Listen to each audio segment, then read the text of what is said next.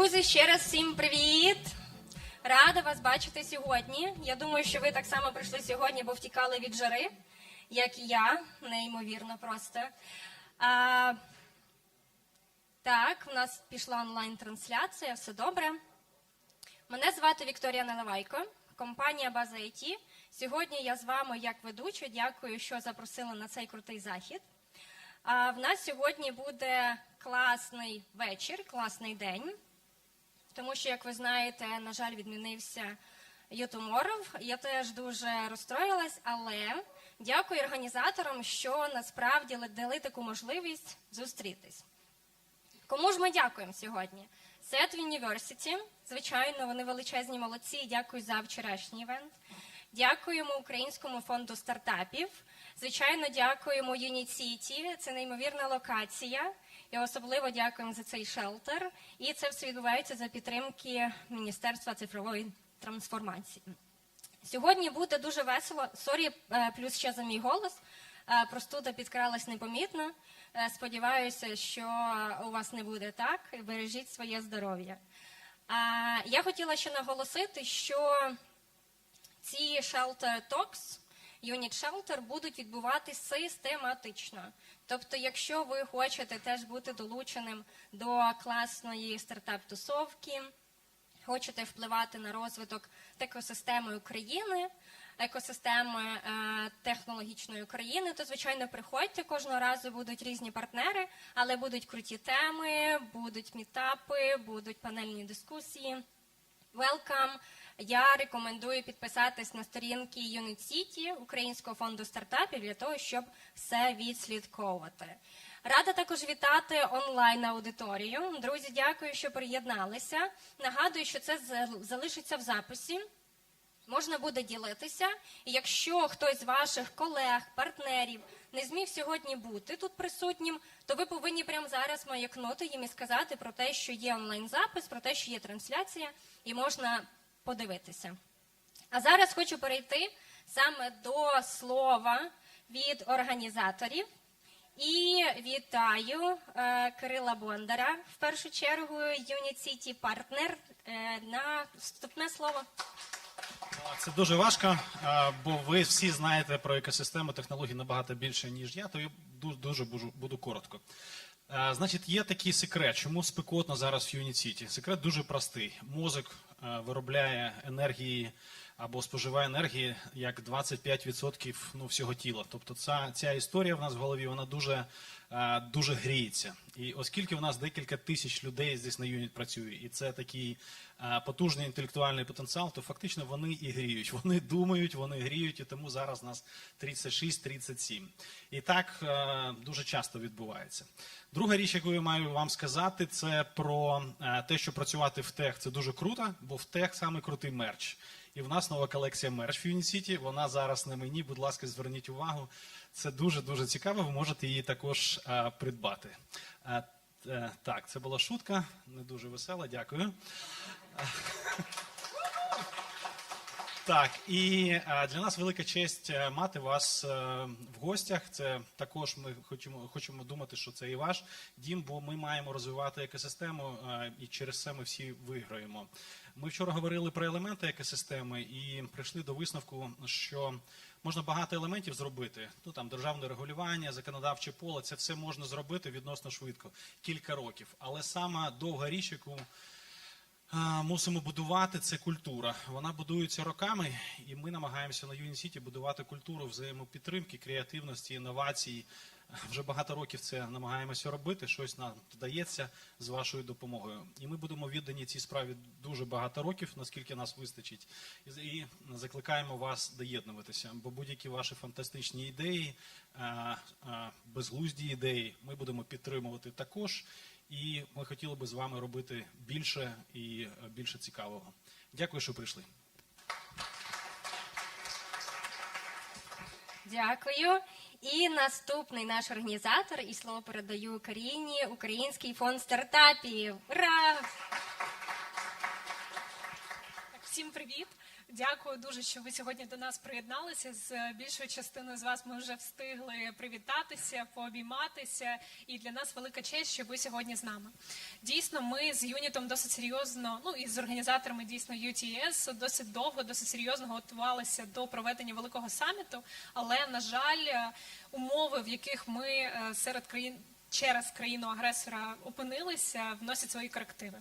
Тим не менш, я зі свого боку хочу подякувати всім нашим партнерам, всім командам-учасникам, які є сьогодні тут з нами, всім учасникам пітчу, який ви сьогодні почуєте, наших представників експозони, які, на жаль, не змогли представити свої хардверні продукти сьогодні, але завітали до нас, аби в тому числі обмінятися з вами досвідом, поспілкуватися і розширювати своє коло знайомств, друзів і партнерів. Ми ще раз дякуємо вам за підтримку, тому що, як і всім, в принципі, SET University, Мінцифрі, UNIT.City, тому що лише з такими партнерами ми в такі короткі сроки, насправді, змогли перетворити івент, який, на жаль, не склався, в щось кльове для вас. Мені хочеться вірити, що сьогодні ви зможете почерпнути багато всього нового, ви не пошкодуєте, що ви сьогодні з нами, і до нових зустрічей. Дякую. І насправді, що хотіла сказати, сьогодні з нами our international friends.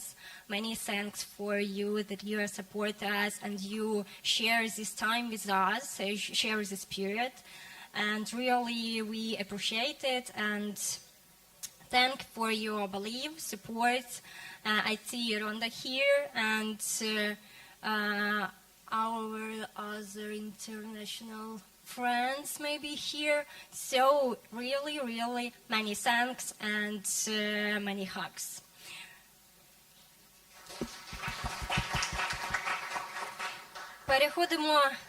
Переходимо до головної частини, наші виступи і спікери. So I would like to invite our first speaker, actually it's Rhonda Schreider, Executive Director of the Berkeley Haas Entrepreneurship. Yep. And Mrs. Rhonda will tell us about ecosystem of innovations. Do not copy Silicon Valley. So Rhonda, it's your time.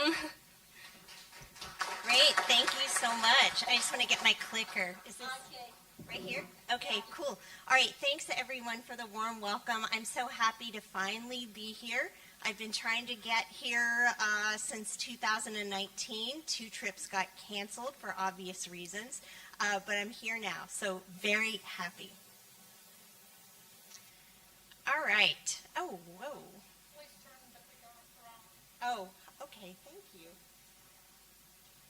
Got it. Okay, so I'm a professor, and I have to start off with a pop quiz. Sorry. I just have some questions for you.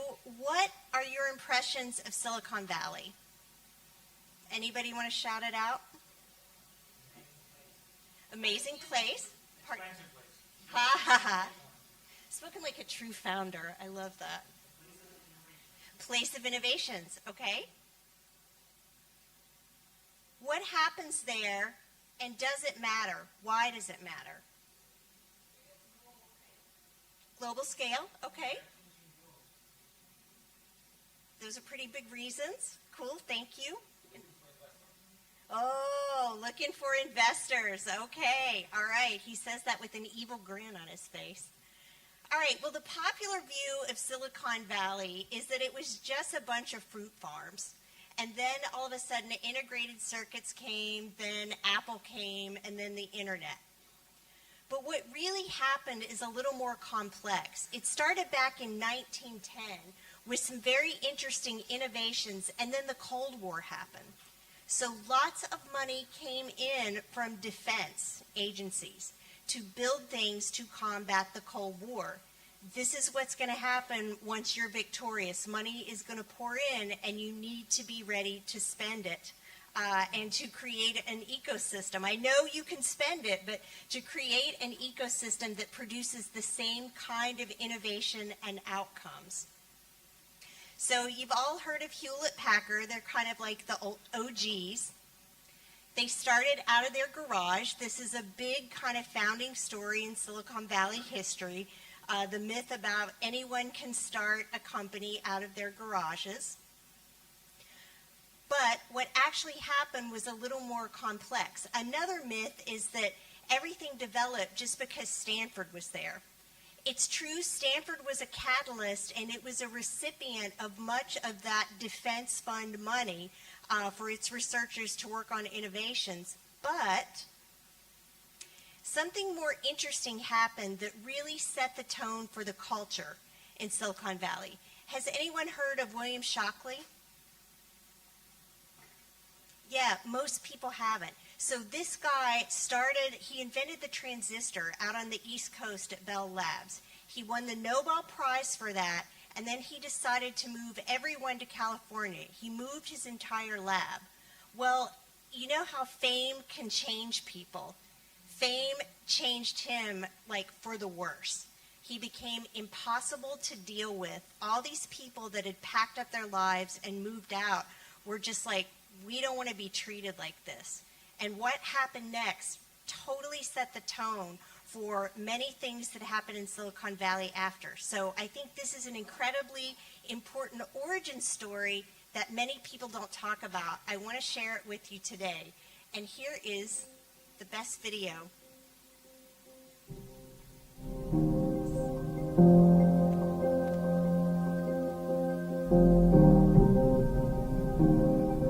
In 1947, that he'd become famous as one of the inventors of a tiny electronic device known as a transistor. It's a transistor, no bigger than a kernel of corn.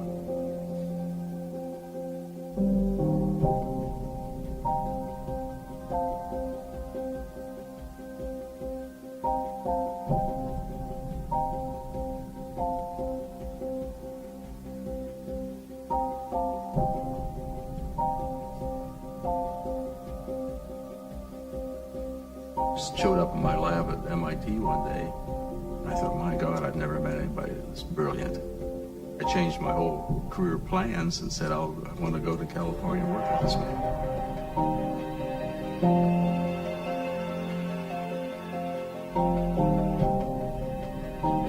The whole atmosphere changed very quickly and deteriorated very rapidly. Shockley's ego, outsized to begin with, now threatened to eclipse his. He became rigid, authoritarian, impossible to please. They knew how good they were, and Shockley was treating them as if they were children.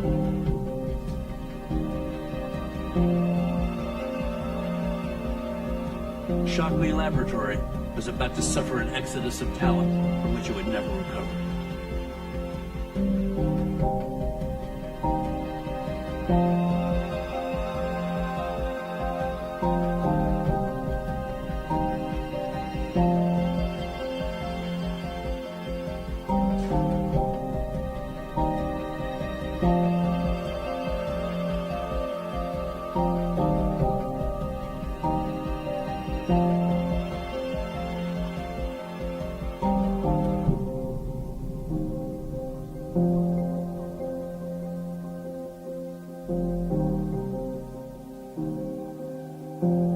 Liftoff. We have a liftoff.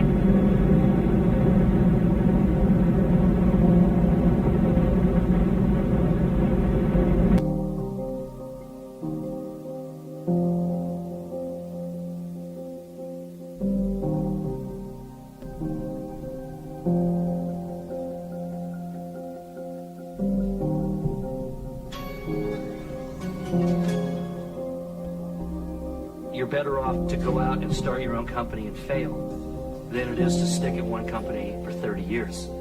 The real respect comes from going out there and being an entrepreneur. But that wasn't true in the 1950s. The cost of failure now is small. The cost of failure back then was enormous. Must have been scary as hell. The history of Silicon Valley is people going to startups, leaving really nice jobs that pay really well, and taking this gigantic leap to see if they can make something important happen, be valuable, and in the long run, maybe even get rich. Noyce is the prototype of that. The noises of the world didn't get into this to have a job. They got into this to create a reality and to be in control of that reality, even if it meant giving everything up and starting from scratch.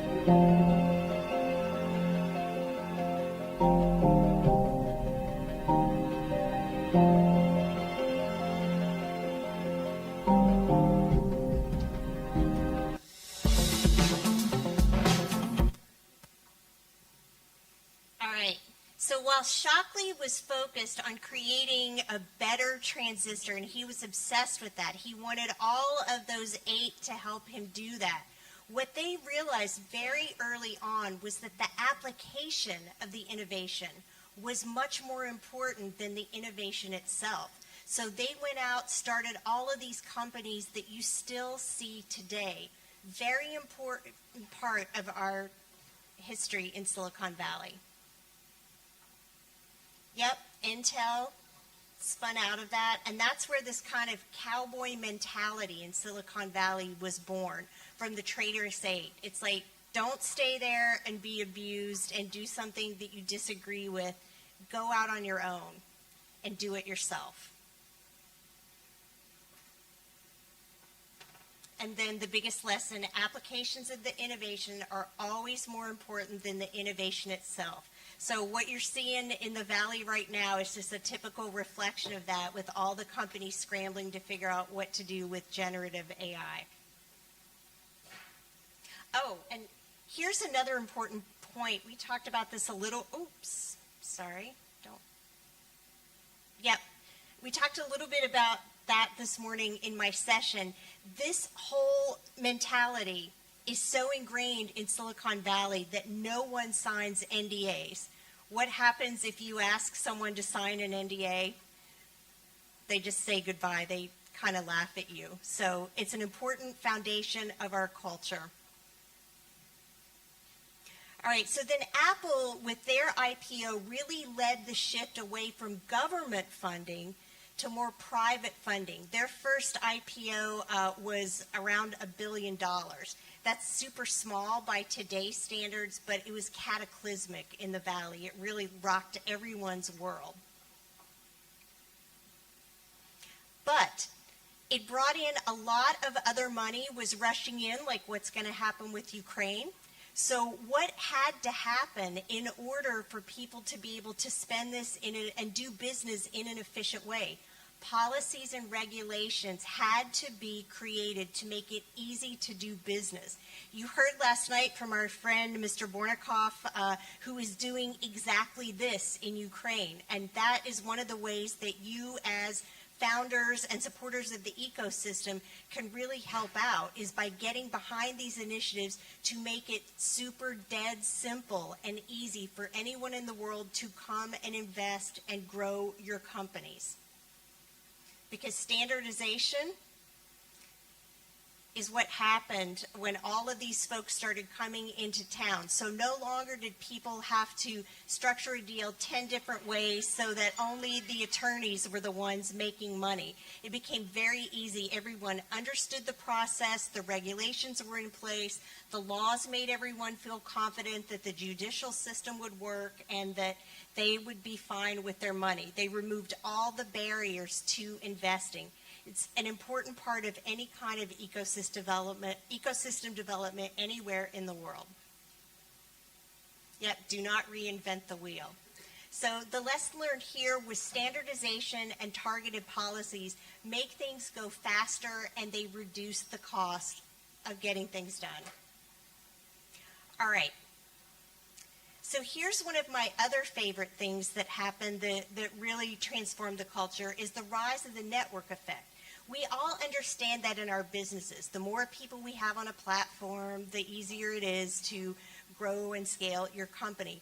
But what happened here is that people, these are the original founders of PayPal. Those are some names you're going to recognize. They not only took their money and went off into retirement, they created other companies and they invested in other founders. So they grew this ecosystem outward.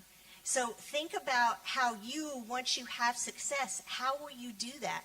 What are kind of the mechanisms and the processes and the structures you're going to need to do that? This is still happening today.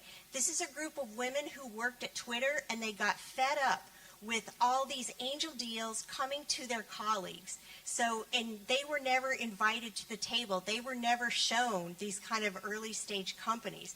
So instead of getting mad, they got even. They created their own angel investor collective, and now they have invested in over 100 startups. And they've all gone on to other companies.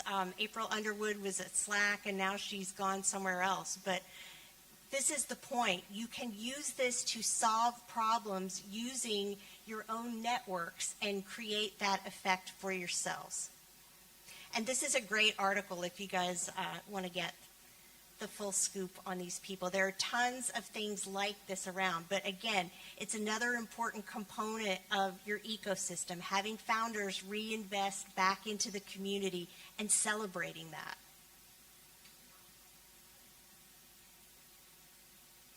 Yep, so how will you harness this? How will you identify and nurture these founders? And what policies, incentives, formal and informal structures need to happen to make this worthwhile? All right, who's ever read the book Crossing the Chasm? Is this a popular framework here? Yeah?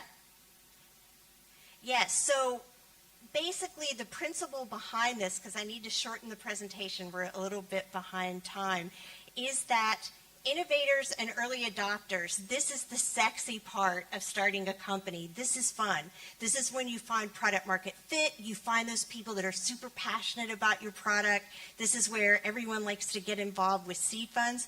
But then in order to keep growing, to make your investors happy, you have to cross this big gap and make products to satisfy a larger audience. So we call this crossing the chasm, and this is a typical failure point for many startups. So here are some things that have not worked in crossing the chasm. So building endless hacker and maker spaces. And Carol, this is what I meant last night when I was talking about just building buildings. I specifically meant just building startup garages and maker spaces. Many governments, I think specifically of Kazakhstan, like totally failed in this. They just thought if we build maker spaces in every town, we're suddenly going to have a startup culture. Couple of missing ingredients there. But in order to cross the chasm, relying on mentors, endless kind of pitch competitions and investor connection events, relying on the strength quality of the technology IP position, relying on the charisma of the founder, and then funding research, hoping it will magically get commercialized. This is one of the biggest ones. So these are some of the things that haven't worked, or they've significantly slowed down the development and scalability of an ecosystem. So here is something what has worked in commercialization. These are lessons learned from the U.S. government and from my copious tax dollars. The National Science Foundation is one of several agencies. It's actually one of 12 major agencies, just like NASA, just like National Institutes of Health, Department of Energy, Department of Defense. All of the 12 major agencies have something called SBIRs. How many founders have heard of SBIRs? We had a bunch this morning that had heard of them. So these are called Small Business Innovation Research Grants. So they are free money, there's no equity given up, and they're up to $1.5 million. U.S. investors expect any kind of deep tech or hardware company to have exhausted this $1.5 million before they will invest, simply because this is free money. So what happened is that NSF wasn't getting any money back on these. They were giving away grants, but professors were just using them to do more research. All that changed when they created the National Science Foundation I-Corps. They actually created training to help researchers learn how to commercialize. And you see the results right there. So I think this is an important part of any kind of growing ecosystem. You've got to have, number one, the dollars to help people get their innovations off the ground for research and development to kind of finalize that tech, because American VCs aren't going to pay for that. So I think it's an important part of the ecosystem, but pairing that with the education about how to structure the research so to find an actual market need, that made all the difference for the NSF. So we started that in 2015. We've now trained over 3,000 companies. We celebrate a go outcome equally as well as a no-go outcome, because by finding out that there's no market need, the U.S. doesn't waste any more money. They don't waste that $1.5 million to that researcher to go commercialize it. So I think this is a really interesting model that can be leveraged here to build on our lessons learned. And for SBIRs, for NSF, they're organized into 31 topics. The website is great because you can go, you can click and see who has gotten these SBIRs and what's happening with them. They do them in 3 phases. The first is $250,000. If there's progress made and people are satisfied, then you get $750,000 more. If there's progress made after that and it looks like there's an actual commercial opportunity, the NSF will match that with $500,000 for the first $500,000 raised. So that's how you get the $1.5 million. Just a heads up, you can get that if there's 51% U.S. citizen ownership. So it might not be an option for some of your companies to get it from the U.S., but I would love to see a program like that started here, because it's been essential funding for growing our ecosystem and innovation. All right, enough of the commercial. So NSF I-Core, what that is, those of you that were here last night for Lean Startup, it's Lean Startup training for 7 weeks. They do 100 customer discovery interviews, just like the Earthquake app team did. And that's how they found their initial first customers, grew the company, and were acquired by Google. The teams are given $50,000 to do customer discovery, so that gives them money to go to conferences to get those 100 interviews. It's been a very powerful program, and you saw the results on the previous page. Okay, one more set of evidence that pairing training along with investment is important. This is just from my own work at Berkeley Haas. Every year we have to compile a list of our MBA startups that have raised money. That goes onto a list, and we always hope to get teams on this. It's called Top 100 Startups. Here are the results from that. In 2015, we had none. I started in 2015, and I made it a mission to change that. A couple of really interesting things. All of these are students from outside the U.S. They came to the U.S. to study, do their MBA in entrepreneurship at Haas. They had no contacts. They didn't know anyone. They had no one helping them. But literally, they applied the process, they did the work, and they started their companies. Another interesting thing is that for 4 of them, they started companies at Haas that proved not to be able to scale. So they pivoted, and these are their second companies. That's one of the things that we really double down on teaching. If the evidence isn't there, stop. Go do something else. And they did, and look where they are. So what changed? What changed is we built a pipeline of classes and programs to help them from that idea stage all the way through finding product market fit.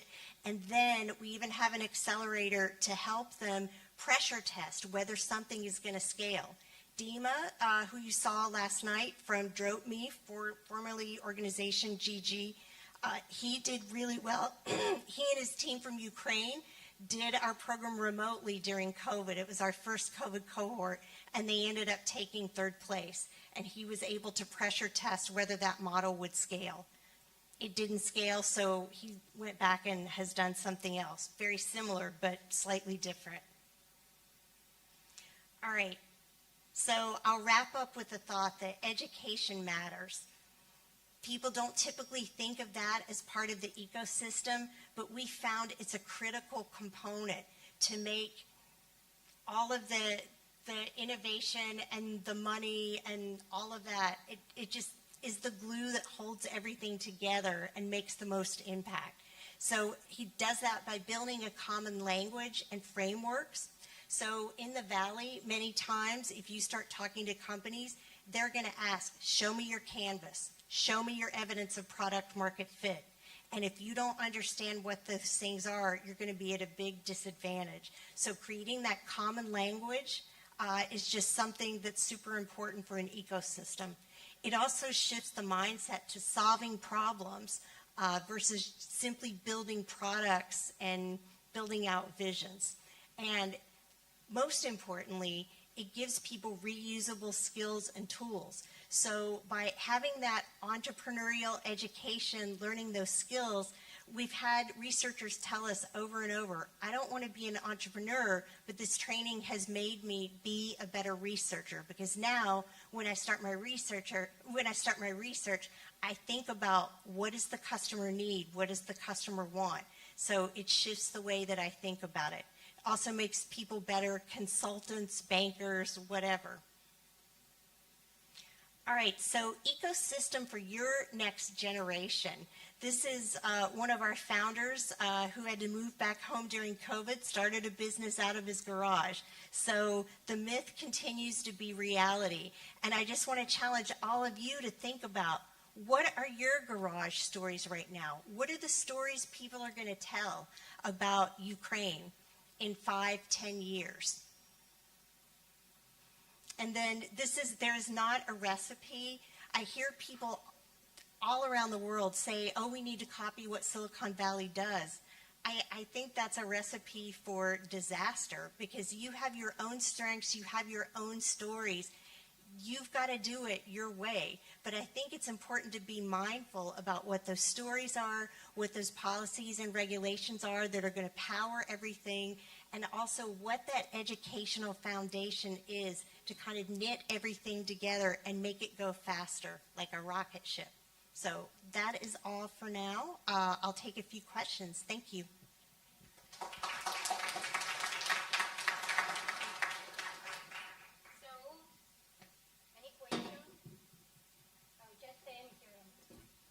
For sharing your knowledge and your share for its good point. It really helped us. So thanks a lot. Thank you. Нагадую про нетворкінг. Якщо будуть все ж таки запитання до Ронди, а я сподіваюся, що ви використаєте цю можливість, або як мінімум після мене підійдете, то я думаю, що Ронда з задоволенням відповість на все. А зараз ми переходимо до панельної дискусії, першої на сьогодні, але не останньою, і поговоримо про UNIT.City, про цей правовий простір, який допомагає розвивати екосистему, який допомагає розвиватися IT-компаніям. І, звичайно, що всі ці дії і різні ініціативи робляться для того, щоб Україна стала класним IT-хабом в наступні роки, і ми зберігали цей ріст. Тому рада, по-перше, позвати і представити вам модератора панелі Наталія Петрова, менеджерка проєктів UNIT.City, Офіс економічного зростання. Холодно? Учасники панелі. Олександр Борняков, заступник міністра цифрової трансформації з питань розвитку IT-сфери. Володимир Многолетній, СЕО і співзасновник Genesis. Та Олена Самворська, менеджер-директор та HR-оперейшн-директор в Luxsoft. І перша жінка-керівник Асоціації IT Ukraine. Як красиво. Наталь, передаю тобі мікрофон. Дякую. Ми, напевно, трішечки підемо по іншому сценарію, бо ми маємо Сашу відпустити, він поважна людина, поспішає до інших поважних людей. Я, напевно, якби була... Можна я запрошу? У нас там трошки була зміна по панелі, і у нас є ще один спікер насправді. Іван Петренко, це акселератор, і це фонд, і це представник підприємницького. Івана. Тепер настав мій момент, коли я не можу повторити там, де ти працюєш. Ти завжди...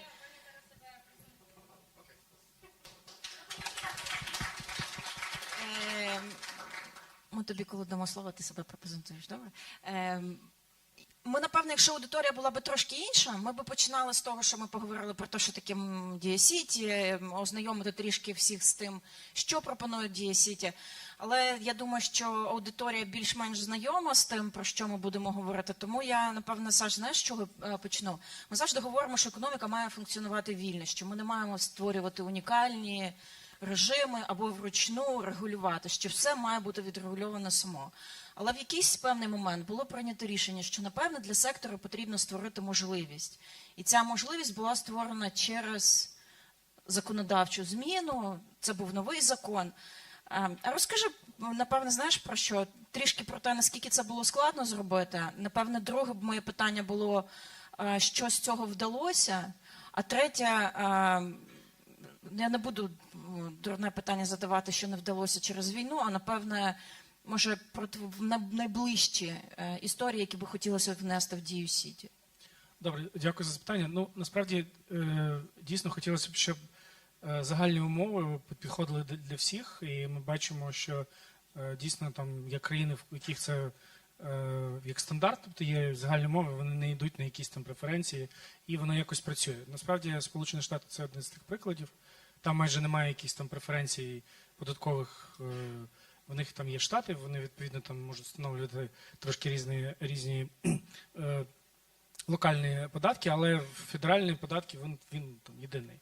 Але в них є там купа інших переваг. У нас там їх не було, і одна з речей, чому так сталося, чому ми підтримали це рішення, тому що українське IT, ми це використовували як аргумент, воно не конкурує між собою всередині. Воно якби існує в глобальній системі, і без цього воно не може існувати. І це виявилось з початком повномасштабної війни навіть великою перевагою, тому що клієнти були в основному компанії, чи продукти були в основному спозиційовані на западний ринок. І ми казали, що дивіться, ну ми б, може би, і не підходили там до там інших, до парламентарів, до інших членів уряду з такою пропозицією зробити UNIT.City саме для IT, якщо б не було б там на той час там ПВТ в Білорусі, поляки там запровадили також купу різних податкових пільг. До речі, 9% податок на вільний капітал – це саме відповідь на те, що вони захотіли зробити 9%. І там є інші країни азіатські, які пропонували дуже привабливі умови для айтішників. І коли компанія, наприклад, там Сполучених Штатів обирає з ким працювати, якщо це сервіс чи там аутсорс, вона відповідно дивиться, де середовище правове нормальне, де податкове навантаження нормальне, ну і Україна програвала. На той час, всі знають, працював ФОП, але ж це ж не всім там підходило і таке інше. Тому ми запропонували от саме в цьому. Розкажеш, як ви важко пропонували? Бо ти знаєш, я дуже часто згадую історію, коли ви як міністерство тільки починалося, і як всі про вас відгукувались, що ви ходите, колядуєте собі роботу. І ви пробігли який результативний шлях, і закон же не було просто запровадити. І індустрія не чекала цього. Це було далеко від легко, це не була прогулянка, це було доволі важко. Сама адвокація всередині, вона зайняла дуже багато часу, і ми... Коротше, якщо так, щоб всім було зрозуміло, то потрібно було пояснювати, що таке IT, чому воно важливо, як воно працює, майже усім. Тобто, по суті, треба було в кожному, хто приймає рішення в цій країні, а це майже там кожен депутат, да, Верховної Ради, не всі, які в нас там їх десятки тисяч, пояснити, навіщо, який ефект. Ну і в нас багато міністерств, кожне там має свої якісь застереження. В UNIT.City були не тільки податки, а ще трудові відносини, тобто це ще одна група. І закінчуючи, це було достатньо важко. Але також це було на рівні міжнародному, тобто там наші кредитори, там організації, які слідкують там за верховенством права і все таке інше, вони також на все це дивилися і треба було всім пояснювати. Коротше, це була дуже, скільки, 2,5 роки майже там це зайняло, щоб всім все пояснити. І також велика робота була з нашими, скажімо так, і компаніями, і розробниками, тому що відповідно там в нас рівень підтримки і довіри до держави, ну він ніколи, я думаю, що не був високий. Тому коли ти щось пропонуєш, що б ти не казав, всі сприймають, що це буде погано. Ну, тобто ніхто не сприймає це з точки зору, то що ну давай вони щось зроблять, а потім там подивимося, якщо погано, там будемо їх якось там критикувати. Ні, давайте критикувати зразу, бо вони 100% не роблять якоїсь дурні. Тому якщо ти критикуєш, у нас влада, ти, як правило, не помиляєшся. Я сподіваюся, ми стали виключенням в якомусь сенсі. Ти задала також питання про що вдалося, що там чи не вдалося. Да, ми, звичайно, очікували, що буде більше компаній доєднуватися. Ну, якби за 2 тижні ми запустилися. І думаю, ну все, ну, тобто, після 24 лютого, типу, хана, все. І ми, коли там дійшли до комп'ютерів, нарешті побачили, що заявки йдуть. Тобто хтось там 25-го, там 26-го, там березень там надсилав заявки, ми почали їх обробляти, ну воно якби побігло. Зараз у нас вже майже там 650 компаній, працюють десь приблизно 50 тисяч людей. Тобто ми десь приблизно там охоплюємо там 20-25% індустрії, але ми не вважаємо, що це задовільним результатом. Я думаю, що могло би бути більше. Ми насправді багато, скажімо так, сподівань на стартапи полягали, тому що ми вважали, що це якраз дуже крута штука для залучення інвестицій, для маленьких компаній, щоб вони структурувалися і зростали. Відповідно, повномасштабне вторгнення, якби для багато кого ці плани там подвинуло, тому я думаю, що буде ще час, коли в UNIT.City будуть приєднуватися там тисячі компаній. Що стосується може останньої частини запитання, що там ми хочемо найближчим часом. Ми б хотіли, щоб в нас більше було умов для Defense Tech. Тобто ми зараз сприймаємо адекватно виклики, ми розуміємо, що це, ну, по-перше, допоможе нам швидше виграти війну. Ми не можемо воювати там людьми, ми маємо воювати технологіями, маємо створювати і бачити кожну компанію, яка хоче якимось чином наблизити нашу перемогу. І саме тому ми зараз нещодавно розширили від діяльності для UNIT.City саме для оборонного сектору. Будемо там зараз плануємо ще трошки там подивитися, може щось треба. В нас є там мінорні законодавчі зміни, але може так це основне. Думаю, що може що будемо пропонувати. Коли там Крим звільниться, може якось UNIT.City будемо розширяти. Silicon Valley, да. Да, щось таке там в Криму робити. Але зараз фокус точно на оборонних технологіях, і щоб UNIT.City відповідала повністю запиту будь-якої компанії, яка щось робить для оборони і має технологічну складову. Я просто, може, там це буде передчасно, якщо я там буду деталі озвучувати, але ми от з Міністерством на цю тему розмовляємо, тому що UNIT.City, воно якби спочатку планувалося як вирішення проблеми підйому інвестицій, структурування компаній, легалізації трудових відносин і там трошки ще речей, да? Але воно не будувалося архітектурно як, тобто там, типу, підняти цілий сектор, можна сказати, з нуля. Я зараз кажу про оборонний сектор, тому що він, так, якщо трошки відійти в сторону, приватного оборонного сектору в Україні до 24 лютого майже не існувало. Зараз сотні компаній, там тільки дрони там не розтоплюються. А ми зараз через Брейван бачимо 570 ще заявок, тобто це просто воно шалено летить. І ми хочемо з Міністерства відпрацювати UNIT.City, нові умови, щоб вони охоплювали якісь потрібні речі для того, щоб допомогти оборонному сектору з технологічно складовою. Я рада, що ти про оборону сказав. Ми живемо в країні, яка змінила структуру економіки. І, знаєш, я тебе останнє запитаю питання, а потім ще одне таке коротке. Ти говориш про оборонний сектор, який зростає. От ми були вихідні в Рівному. Ми з тобою побачили, що насправді ми з тобою не можемо говорити як про сектор, як про IT тільки. Що це вже стало ширше. Ми з тобою бачили цих представників геймдеву, і це про креативні індустрії. І насправді, наприклад, однієї компанії вони сказали, скільки в них співробітників, співвідношення. У них айтішників на 150, всього 10 чоловік. Тому, коли ми з вами зараз говоримо про сектор, ми, напевно, говоримо вже не тільки про IT, а про тек. Інженерні спеціальності, можливості навчатися чомусь новому. У вас з'являється освіта, це великий фокус, ми розуміємо, що треба змінювати. Скажи, по секторах будете розширювати, по компаніях? Чи будуть додаватися нові? Ну, додали Мілтек, чи будуть якісь ще нові? Я не бачу, ми поки що все охоплюємо, навіть ми були це геймдев, тобто він є частиною. В нас передбачено навіть, як тільки запрацює закон про криптоактиви, тобто вони зможуть бути частиною UNIT.City.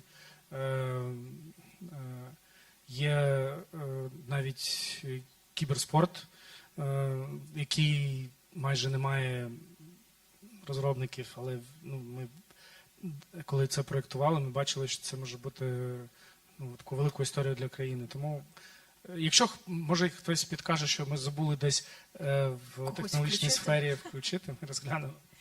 А знаєш, хто захотів? Ми мали автор-парті після цього, і був режисер Мавки і сказав, що нащо нам Мінкульт? Напевно, нам треба йти в Мінцифру, з ними, каже, комфортніше працювати, вони на людей схожі. Тому, можливо, кіноіндустрія тепер, в принципі, ваші наступні клієнти. Розумієш, що він ще дуже культурно виразився, так? Це теж моє улюблене міністерство, тому так.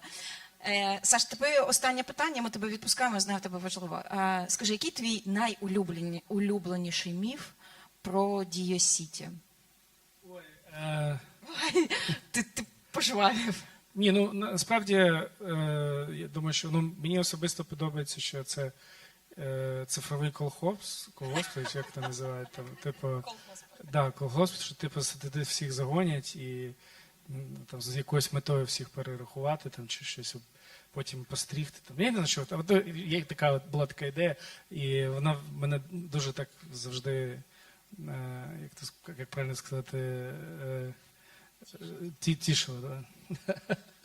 Дякую тобі, ми тебе відпускаємо, а продовжимо вже без тебе. Будемо тебе обговорювати, тому ти йди.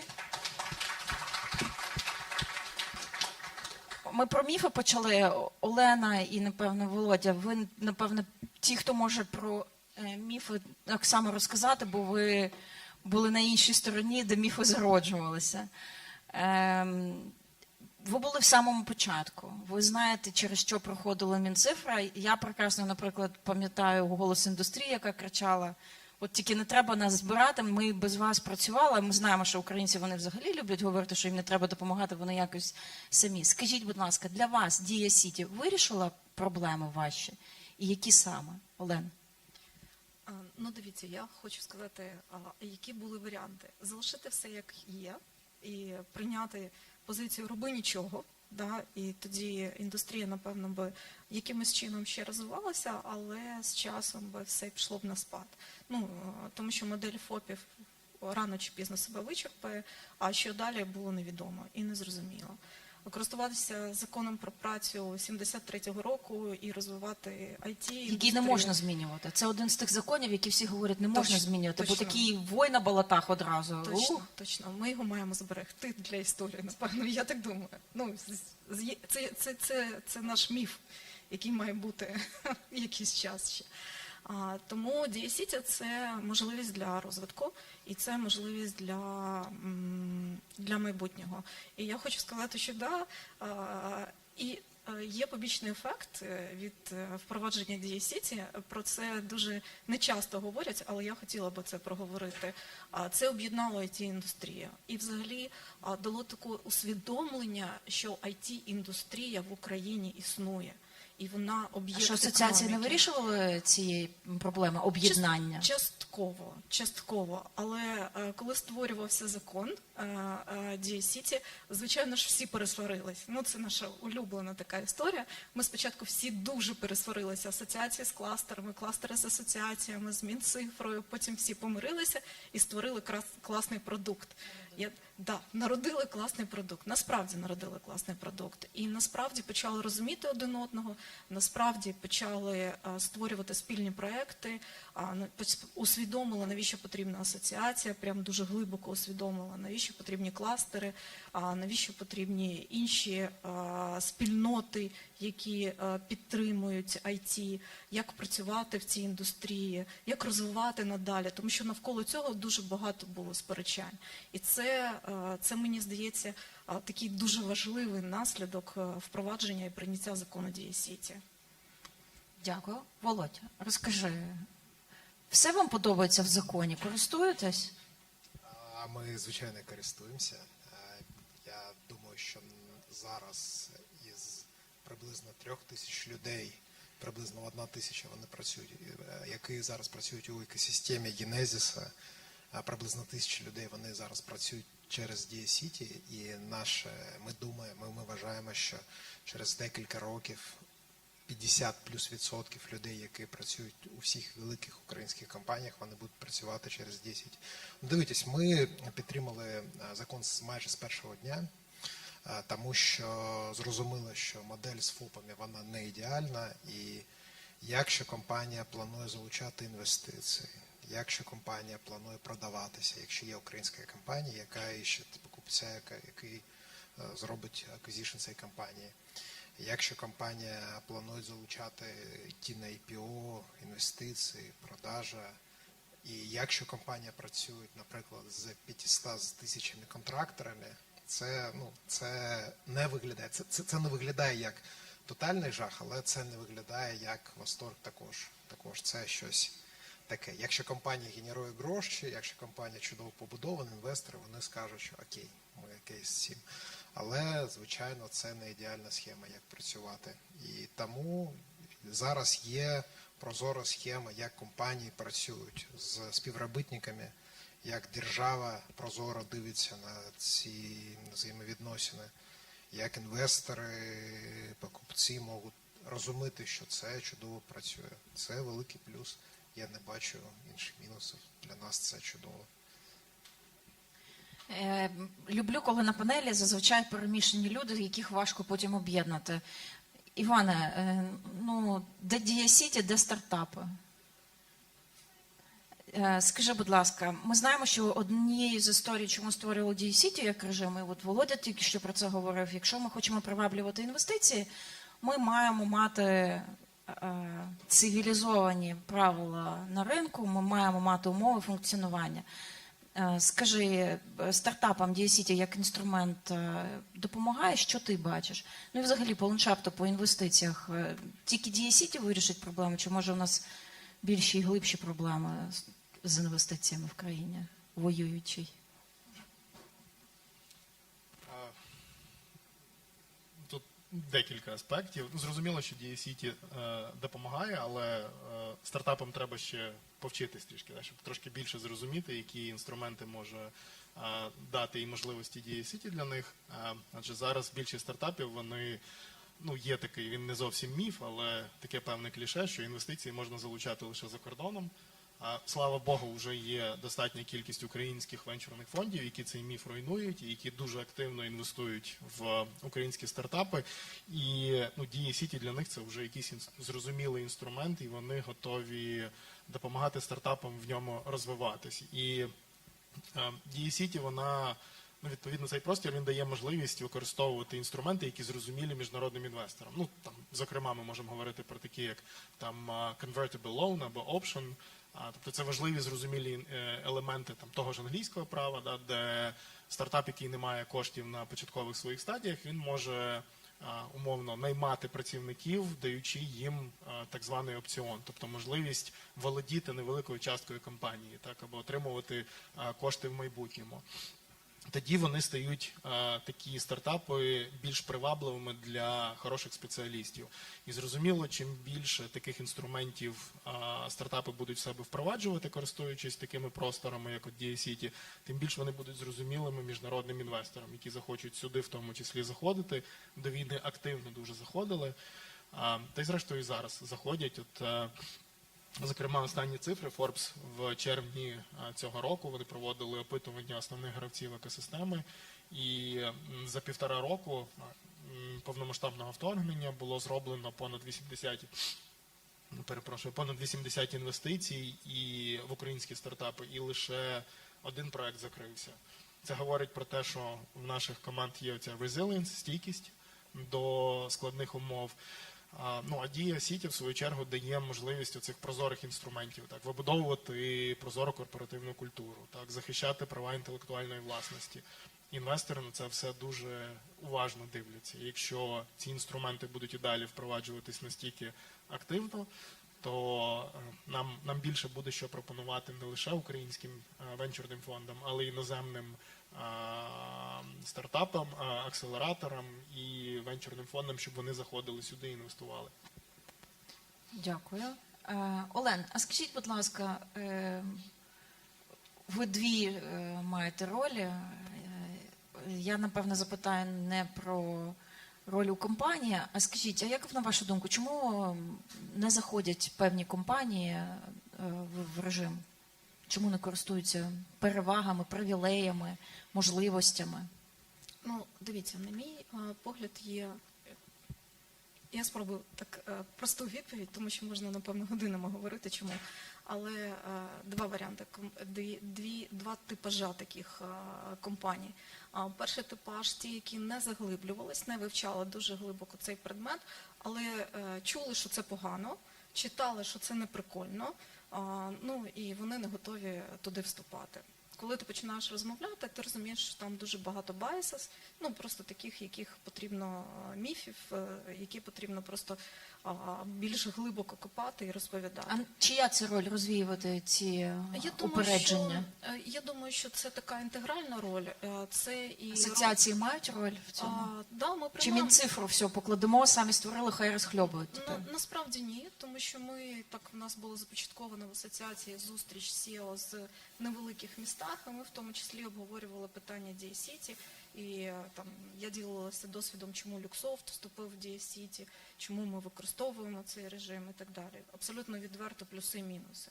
Ну і другий тип компаній, які прорахували всі ризики для себе і зрозуміли, що це або для них дорого, це не дешевий варіант входження в DIA-City. Якщо ти велика системна компанія, тобі потрібно налаштувати величезну купу внутрішніх систем під нову сутність, як гік-контрактор. Це не так просто. Ми цим займаємося останній рік, і в нас ще цей проект буде тривати десь місяців 6. Для того, щоб в внутрішніх системах, IT-системах, щоб не в Excel вести весь облік великі компанії, а ввести в внутрішніх системах, інтегрувати цю систему, цю сутність, як гік-контрактор. Ну, це великий проект. І не всі готові на це виділяти кошти, виділяти бюджети і в це йти.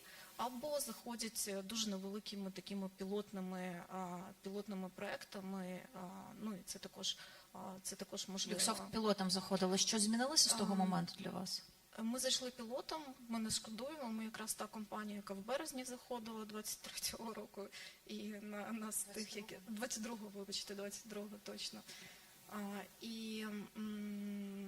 І ми зараз плануємо розширяти свій пілот, але нам потрібно ще трохи часу для того, щоб мати можливість проходити всі аудити правильно, для того, щоб демонструвати свої системи, бути абсолютно прозорими в рамках нової сутності, такої як гік-контрактор.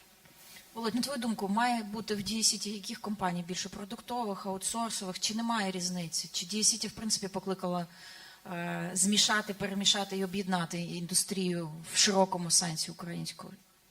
І для тебе, от для продуктової компанії, є різниця від, наприклад, аутсорсу бути резидентом чи ні? Дивіться, якщо компанія планує залучати гроші, ну, якщо, окей, це невелика різниця, якщо компанія працює з ФОПами чи з DSCT, але це плюс. Це плюс, тому що, ну, наприклад, є інвестор, який інвестує у страни першого світу, ну, Сполучені Штати, Європа. Для нього Україна – це щось дуже-дуже далеке, і якщо він чує, що є компанія, у якої є 500 таких контракторів, це для нього ризики. І якщо ви бачили, наприклад, репорт з Big Four, який говорить про ризики, це tax risks, які вони рахують, і це впливає на оцінку. Це ризики, наприклад, коли компанія пише IPO-проспект, є ризики, які компанія бачить стосовно IPO. І тому, якщо компанія буде залучати інвестиції, якщо компанія буде планувати продаватися чи робити IPO, це плюс. Це дійсно плюс. Це не дуже великий прям плюс-плюс, але це плюс, це 100% плюс. Цей плюс є для продуктових компаній, цей плюс є для аутсорс-компаній. І зараз, що для мене важливо, немає великої різниці, якщо ти працюєш з ФОПами і якщо ти працюєш з DSCT. Невелика різниця. Я вважаю, що є інерція, є люди, також в Генезісі є люди, які говорять, що DSCT це дійсно цифровий колхоз. Вони не можуть розповідати, чому це цифровий колхоз, і з ними дуже складно воювати. Тому є інерція, вона звичайно є. Але немає різниці для співробітника, для великої різниці. І тому я впевнений, що через 3-5 років 50-70% нашої індустрії буде у DSCT, це органічний процес. І це не буде дуже відрізнятися від аутсорсу, від продуктових компаній. На мою думку, це буде одне і те ж. А скажи, який у тебе улюблений інструмент у DSCT найбільший? Славетне бронювання, чи, можливо, все-таки податкова історія, чи гік-контракти? Що ти вважаєш для вас найцінніше в тому, що зараз функціонує? Найцінніше, що це прозорий механізм, як держава працює з компаніями.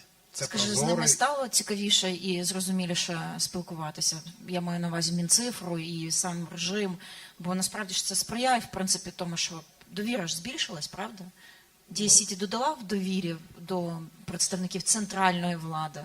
Я впевнений, що DSCT, я знаю, скільки інвестицій, часу, енергії було інвестовано з боку команди Мінцифри у DSCT. І я чудово знаю, якщо почитати форум Надову, що люди писали про DSCT, це, можливо, писати книгу. Так? І я вважаю, що це було зроблено з дуже великою інвестицією команди. І насправді команда вона не отримала великого дякую. Насправді я хочу подякувати з боку нашої галузі, тому що це велика робота, яка була зроблена. І це єдине, велике, що я знаю, що государство зробило для IT-галузі у останні 10 років. Я доєднуюсь до твоїх аплодисментів команді, бо насправді я, наприклад, зі сторони своєї роботи прекрасно знаю, наскільки багато вони роблять. Іване, ти от говорив, що бракує знань, бракує розуміння. Наприклад, ми, як представник уряду і американського, я тут в даному випадку, але ми говоримо про співпрацю і про допомогу американського уряду українському уряду. Ми багато працюємо як із сектором, так і з індустрією. І скажи, от не вистачає освіти, не вистачає розуміння інструментів доступних. Що треба робити, щоб розуміння з'явилося? От, наприклад, я впевнена, що не всі там про опціони чули, не всі знають. Хто має розповідати? Може, ви як, я не знаю, як акселератор, або як хто буде? Може, вам всім треба об'єднатися, має там ITU, наприклад, там у нас є харківський кластер десь. Можливо, це роль всіх, це не тільки взаємодія, я знову ж таки в DSCT. Хтось чув, хтось не чув. Я впевнена, що стартапи взагалі про дію Сіті там. Що ви чули взагалі від стартапи про дію Сіті, окрім того, що таке красиве лого є і режим? Ну, напевно, небагато. Може, вам треба розповідати про те, що таке дія Сіті? Нам для початку треба самим трошки краще вивчити, що таке дія Сіті, для того, щоб розповідати про іншим. Але штука в тому, що, знову ж таки, на мою думку, воно просто так співпало. До 24 лютого дуже активно розвивався Український фонд стартапів, який навколо себе об'єднав фактично всю стартап-екосистему.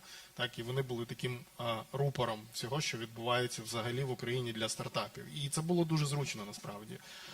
Почалась війна, зрозуміло, що USF переформатувався трошки, в них зараз інший напрямок діяльності, вони просто не мають ресурсу зараз, ну наскільки я це розумію, так повністю бути в цій стартап-темі, хоча і далі там розвивається. І дія Сіті, якби якраз незадовго до цього почало активно розвиватися, і все-таки, наскільки я у всякому випадку знаю, все-таки з більшим прицілом на IT-індустрію. Так? А стартапи – це не лише про IT. Ну, це так в Україні стало, що стартапи і IT – це майже те саме. Насправді ж в світі це різні трошечки індустрії, ну, хоча і дуже споріднені. Тому тут не питання в тому, що стартапи, ну да, стартапи не до кінця обізнані. Тут просто в розфокусі, тому що зараз перша повістка і основна – це війна, так, і перемога в цій війні. І стартапи, зрештою, коли почалось оце повномасштабне вторгнення, так, то більшість стартапів або призупинили свою діяльність, або просто виїхали з України. Ну, тому що ті, які вже підняли інвестиції, в них стояло першочергове питання – це захистити інвестиції інвесторів, вони вимагали від них виїхати з країни. Інші, ті, які лише розвивались, ринок схлопнувся, його раптом не стало, їм треба був час оговтатись, так, зрозуміти, що робити далі, як свої бізнес-моделі переформатувати. І тому тільки зараз оцей ринок, він потрошечки оживає, не так швидко, як би хотілося, і він цікавиться, цей ринок, які є інструменти, які можливості. І от тут якби більше цієї інформації про дії Сіті, і стартапам треба більше роботи робити, теж взнавати. Ну, це ж насправді не складно. І це питання довіри. Тема тобі для метапу.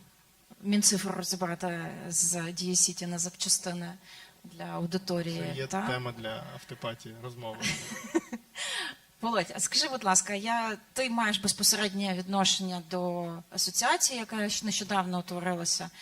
У вас є, напевне, паралельні або перехресні задачі з задачами Мінцифри і з тим, що має зробити дія Сіті як режим.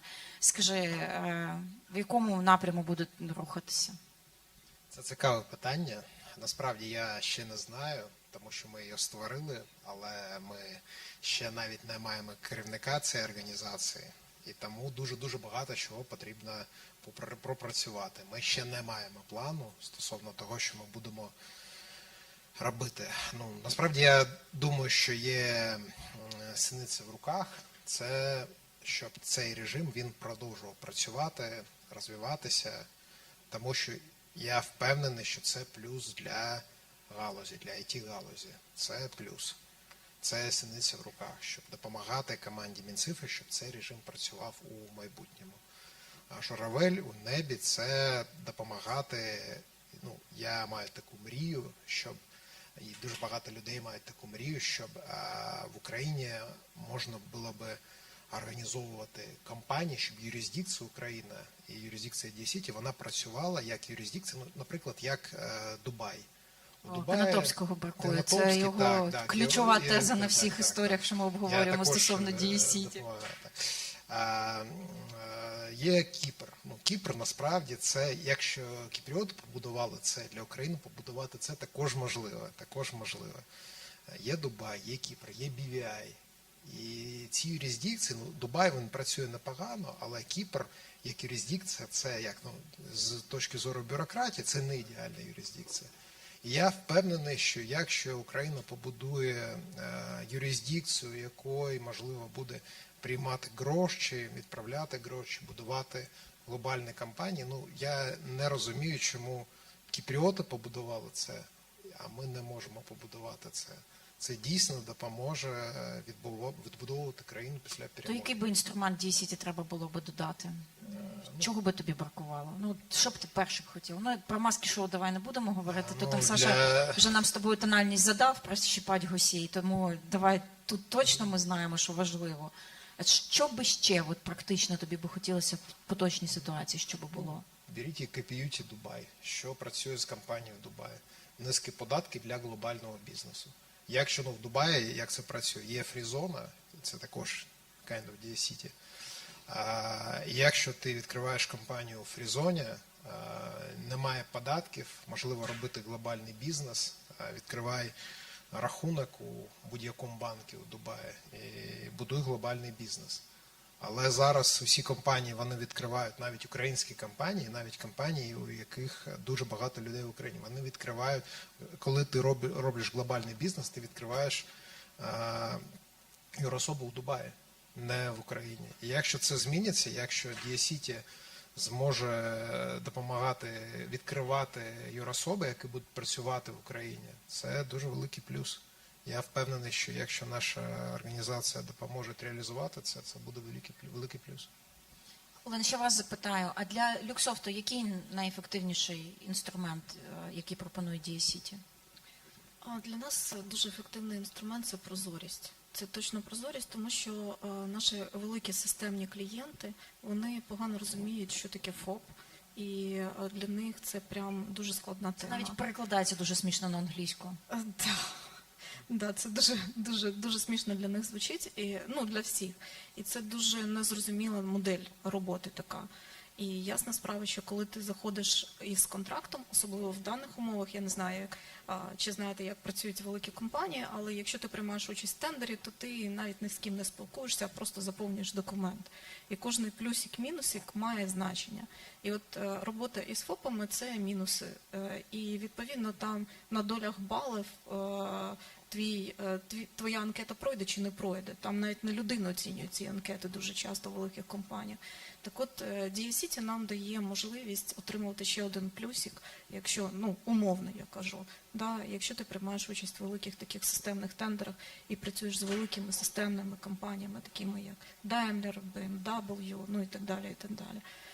Це прям дуже сприяє розвитку сервісних компаній в Україні також.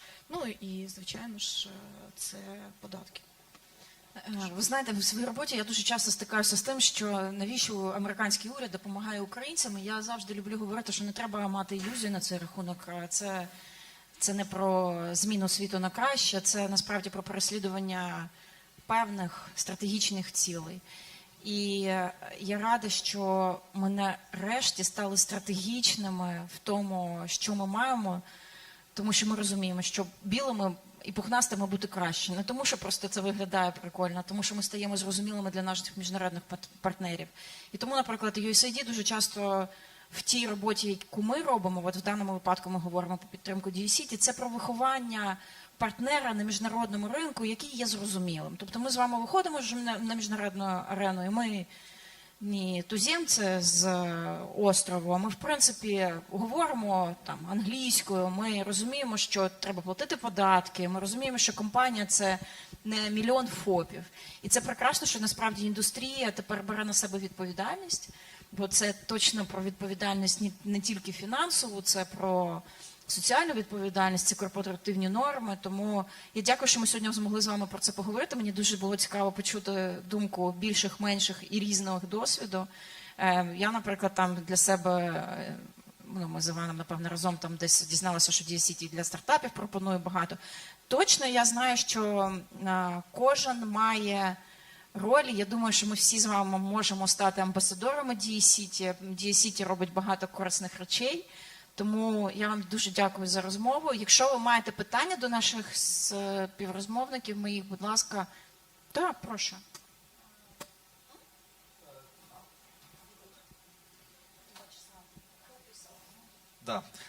Дуже дякую, цікава розмова. Ми є резидентами DSCity ще перед самою війною. Сергій Шапіренко, CEO та фаундер компанії «Ревізіор». Зараз спілкуємося з багатьма фондами. Є резидентами DSCity. Перше, що зі сторони стартапу трошки так в цьому сенсі занепокоїть, те, що в Україні просто на законодавчому рівні немає визначення стартап. Що таке стартап? Тобто ми зараз говоримо про розвиток, про DSCity, про інші, але визначення цього немає. І це вважаю, що це має бути першочергово, це б дуже допомогло, я думаю, по багатьом іншим процесам. Ну і так, звичайно, от зі свого боку хочу додати, що те, що видно, те, що робить USF, то це взагалі нонсенс. Коли ви починали компанію, коли відкривали стартап, то того всього не було. От. І я не знав, що в DIA-City є опціони для співробітників. Це дійсно так? Дійсно вони є? Бо наскільки я знаю, що на законодавчому рівні опціонів сьогодні говорили, але щодо опціонів я не впевнений, чи є для співробітників опціони. Уже є інструменти. Тут це... є представники DIA-City, ви зможете там розпитати, вони вам дадуть повністю змінцифри відповіді, але є. Так от питання стосовно законодавчого рівня стартап, визначення терміну стартап на законодавчому рівні. Слухай, ну ми ж не демократія 300-річна. Що ти хочеш від закону, якому спочатку 2,5 роки народжували, він десь ледве рік працює, а ти вже хочеш, щоб одним махом все з'явилося. Все буде. Вносьте пропозиції. Ти ж розумієш, що, в принципі, от такі розмови, вони платформа. Для того, щоб почути індустрію, для того, щоб проінформувати адженду, для того, щоб задати тон. Бо от сьогодні було правильно, Олена зазначила, що консолідувати голос індустрії було важливим кроком. І DIA-City було там півкроком, де індустрія, в принципі, змогла між собою поговорити спочатку, а потім поговорити з представниками центральної влади. Тому у нас точно все буде і точно у взаємодії. Якось, мені здається, там ще буде. Я просто хочу з цього приводу додати, от насправді мені особисто повезло, що ми маємо такі гарні і класні стосунки з Міністерством цифрової трансформації. Ну, наприклад, як керівник Люксофту, ми зараз дуже активно працюємо над їх контрактами, і в нас виникає дуже багато питань і проблем. Да? Там щось не прописано, але а як буде оподатковуватися? І я там, наприклад, відразу ж, пані Наталя, не розуміємо, як це робити. Мені кажуть, створюємо чатик, додаємо юристів, швиденько починаємо вирішувати їхня версія, потім ми йдемо ще до наших консультантів, консалтингової компанії, радимося з ними. Ну, тобто це така дуже жива тема. Якщо ми всі не підключаємося і активно не приймаємо участь, нічого не буде. Ну, тому що це живі кейси, вони виникають ad-hoc. Все передбачити неможливо в одному законі, тому що він дійсно інноваційний для України. Але якщо ми як компанії знаходимо час, енергію, сили на те, щоб постійно знаходитись в спілкуванні, говорити, в нас є питання, в нас є проблеми, ми бачимо, як покращити, дуже круто, що є зворотня відповідь, це по-перше. А по-друге, це випрацьовує таку культуру діалогу між бізнесом і владою. І, можливо, з часом ми будемо, знаєте, проходити швидко або взагалі не потрапляти в стадію срачів. Можна так сказати. Вчора це обговорювали на стратегічній сесії з харківським кластером. Да, можливо, ми будемо проходити повз цю стадію і переходити до конструктиву. У мене насправді файні новини. Зараз буде кава-брейк, щоб не затримувати. Ладно, я дуже такий френдлі ведучий. Давайте тоді дуже швиденько. У мене, можливо, дещо непросте питання і, може, дещо out of topic, але мені здається, оскільки ми говоримо про прозорість бізнес-процесів, воно важливо для того, щоб його озвучити. Я працюю в сфері створення контенту, і я ФОП, і мені цікаво, наприклад, таке питання, як відкриття бізнес-пейпалу. І, зокрема, я розумію, що це не тема сьогоднішньої розмови, про це я теж тобі можу сказати, але це точно не до цього регулятора. Це, звичайно, до Нацбанку, бо це платіжна система. У мене питання до вас. Чи ви, як представники індустрії, яка розуміє важливість бізнес-пейпалу в Україні, да, у нас 30 Мінцифра, до речі, була одним з основних чи лобіюєте адвокаторів. Ви це питання з Національним банком, з цією 10 статтею? Вони були одним із основних адвокаторів того, що це має бути, але, на жаль... Я розумію ваш сміх, але це важливе питання. Це критичне наразі питання, тому що компанії не заходять в Україну, а малий бізнес хоче працювати напряму з крупними платформами. Не працює з комерційними клієнтами, працює з фізичними клієнтами, але... Так. Це теж зміни, які потребують часу. Я думаю, що це тема прямо на довгу дискусію. Це не точно не тема сьогоднішньої дискусії. Так, і точно не сьогоднішня. Дякую дуже, Наталія. Ти просто геніальний модератор, трушний. Ваня, Володимир, Олена, дякую. Ваня, від мене вибачення, що ми трішки.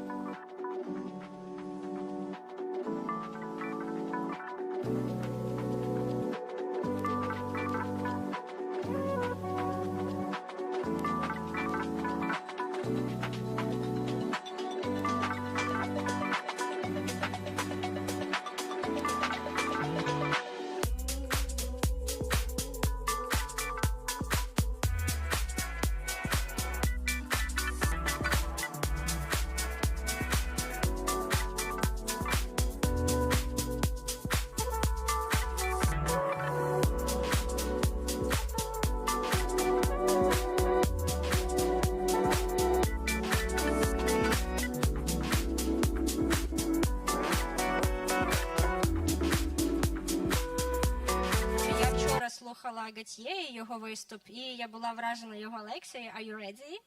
Okay.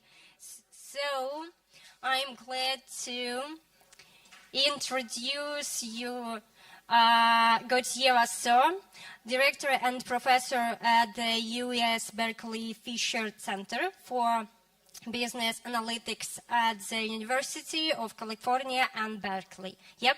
And your topic now, the future society is a generative AI era.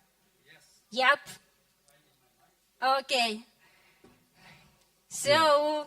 Thank you. Your Thank you. floor. Woohoo! Thank you. All right, so it's great because people gave me topics that would need like a whole day, if not more, to be covered, and I was just given 20 minutes. So fasten your safety belts. I mean, for those who were here yesterday, it's going to be the same pace. So indeed, I'm the executive director of the Fisher Center for Business Analytics at UC Berkeley. That's the little logo over there that belongs to the big university over there. So the topic for today is society in a generative AI era. So first, by show of hand, who has tried generative AI? Okay, great. Those who haven't, prepare for quite a ride, and those who have, I hope I'll make you see or touch a few new things. All right, so our journey today is, first we're going to take a step back to what was, quite a few centuries ago, the future. And then we're going to look at what generative AI, how it works, because it's one thing to talk about it, but you want to have some grounds to discuss, to know what it can do and it cannot do. And then we're going to go left and right, what's good and what's bad, to some extent what's going to be ugly. And I wouldn't leave you alone facing these challenges without some recipes. That's it. That's our program for 20 minutes. So my timer is wherever, but I have Valeria. She's going to be like, there you go. She's going to be waving at me. Okay, so let's go back to the future. Have we ever witnessed something of the magnitude of generative AI today? Well, actually, we have. And we could talk a long time ago about the wheel, but not so long ago, the printing press. The printing press is back from the 1400s. And that was a massive change in human history. A massive change that changed everything. I mean, you had obviously the spread of knowledge. You could print books over and over and over again. You could promote literacy because people had to learn to read, and by learning to read, they learned to do more things. And in the end, if you all heard about a Renaissance, that triggered a whole new era in the history of humanity. But even though printing press, come on, it has to be the perfect thing, right? There was a lot of resistance. There was a lot of resistance because people thought it was like diabolical. Religions, Catholicism were like, whoa, what is this? People felt that, oh my gosh, people are going to gain knowledge, and it's bad when people know too much. And of course, there was inherent resistance to change because as human people, human nature doesn't like change at all. We try to delay it, to postpone it, to avoid it. So what's happening with generative AI is really no different than what happened 500 years ago. Or is it that different? Well, the thing is, when the printing press came of age, it took 150 years to finally be adopted and be pervasive across Europe. 150 years. That's all it took. Starting in the mid-1400 and all the way to the 1600, where it became kind of a standard. And what's happening today with generative AI, the printing press, actually equivalent, is about to take 6 months, or has taken 6 months. That's the level of the cataclysm we're witnessing today. And to give you an idea, 150 years compared to 6 months, that's 300 times, 300x. And what is 300x? Just to give you an idea, a comparison, you probably all know about F-16s, right? Well, it's the F-16 at Mach 1 compared to a person that walks. Yeah. That's the difference of speed between the adoption of the printing press and the generative AI revolution. So no wonder it is making us asking a lot of questions. And I can tell you at Berkeley, we're really like shaken by it. So let's go back, because printing press, we can get it. Does anyone know how generative AI works?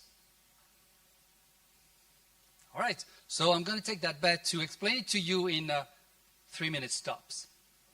So first of all, what is generative AI? I mean, there is one highlight I want to, one highlight I want to show you. First, it's an intelligence that creates new original content. Okay? But what it does, when it generates this new content, it only does new content that resembles content it already learned. So it just takes old stuff, existing stuff, and makes some new stuff out of it. And by no way it's generating things out of nowhere. That's why we call it generative AI. So there are two main types. That's it. I mean, there are a few variations, but if you want to be, if you want to be high level, one that we call GANs, and one we call transformers. I'll show you two examples, okay, in a short diagram. But overall, whether they're GANs or they're transformers, they all follow the same process. As I told you, generative AI, they create new data, but they need a lot of data to work from.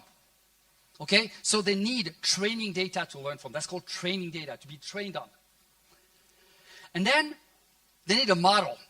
They need some human brain to say, you know what, that's how you're going to learn. That's the lessons learned you're going to have to acquire. And of course, then there's a phase of like, okay, now that you know the logic to apply and you have the data, learn forever.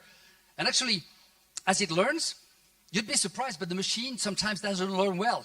It's going to make mistakes because it doesn't know what it doesn't know. So there's going to have feedback loops. Like, hey, so either the machine will realize it didn't learn okay compared to some standard we gave to it, or some human intervention is going to have to jump in and say, whoa, machine, you're wrong. This is actually not a cat, it's a dog. Okay, I won't do it again. Well, it will do it again, but if you say often enough, it will stop doing it at some point, or close enough. And so it's going to iterate, and then once it gets a certain level of quality, it'll be able to generate good content. So in terms of diagram, I mean, very, very simple diagram. There are two ways. So that we call something that we call GANs, generative adversarial networks, where it's going to take real images on one end, and then it's going to take like noise, random noise, and apply some transformation. And then it's going to compare the two. From the real image or the noise I transform randomly, how close I am from reality, from a reality. And if I'm far away, go back to the drawing board and retry to do something out of the noise. But if I'm starting to be close, then I'm going to be encouraged to work the same way. So it looks like a lot of time wasted. Yeah, I mean, the machine's just going to shoot at random until it figures out well. Actually, you can see here, human beings are much faster. The machine, there's no way you can tell the machine really what to do. It's going to have to learn by itself. The other one, this one also is mind-boggling, mostly for images. If you train the machine to go from a real image to the noise, and then you reverse the function and say, how about from the noise, you go back to the real image. And same thing. It's always about creating images from noise and helping the machine understand what it takes to transform the noise into an image. So we're going to say, hey, we all know ChatGPT, the chatbots, how does it work? Well, once again, it is mind-bogglingly simple. So large learning models, they have to learn, and learn like learning models, they have to learn, so they're going to take a lot of texts. I spare you the encoding, but at the end of the day, they take text from all over the world, from anywhere, and what they're going to learn is the statistical relation between the verbs and the nouns. In other words, it's going to be able to build a logic, and that's as simple as it is. A logic that says, if I type in ChatGPT, attention is not to, then the learning model is going to go what it knows, it's going to look for what it knows, and it's going to say, what is the highest level of probability? What is the word that should follow this? Is it like it's not too hard, too shabby? So it's not too hard. That's probably something it has seen a lot. So it's going to give you, it is not too hard. It's a statistical game. So it's going to build a sort of major table of statistics, and whatever you type, it knows the most frequent word that's going to follow. And sometimes he's going to put some randomness into it. That way it's not always the same word. But obviously chances to have attention is not to cat, that's not going to happen. Or maybe somebody typed it somewhere, but compared to the millions of iterations, chances it's not going to happen. So that's all what it does. That's the only magic, and there's none. So at the end of the day, and that was my 3-minute step into generative AI type of thing, at the end of the day, it's a bunch of data, an algorithm on top that's going to say how you learn with the data. It could be an adversarial one, it could be a transformer, and then, of course, a lot of compute. Because these cycles, something is going to have to make them run. And that leads me to a problem talking about society. The future of society in an AI, generative AI era is when you think about data, brains, and compute. Look at the world and think about which countries, which superpowers have them. And there are a few cases here. You could be a superpower. Let's mention the US. US, we probably have some brains. We definitely have the compute. That's why we protect with the Chip Act. We protect the export of chips to other countries because we know compute is important. And because Silicon Valley never cared about data privacy, we have data. Now think about Europe as a whole. Europe doesn't have any dominance in CPU or GPU production. Data, I mean, no offense, I think it's good, but ethics and privacies are really limiting access to data. And okay, we could have brains. But now think about some other countries who somewhat have that GPU supremacy. They don't care about stealing data from their citizens. And they're not that stupid either. So that gives you a sort of new balance of power in the future of generative AI.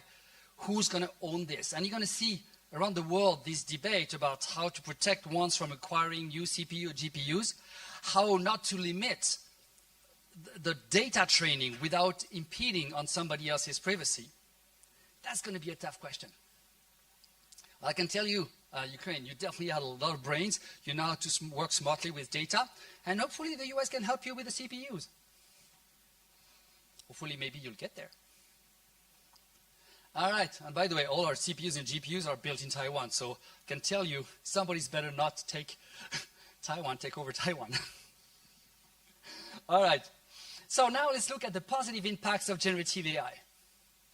So, there are a lot of examples, and it could be a laundry list until tomorrow. So I'm going to go quick at it. Just some examples we may not think about, but journalism. It's crazy how generative AI can help you write, pre-write, translate, aggregate, summarize.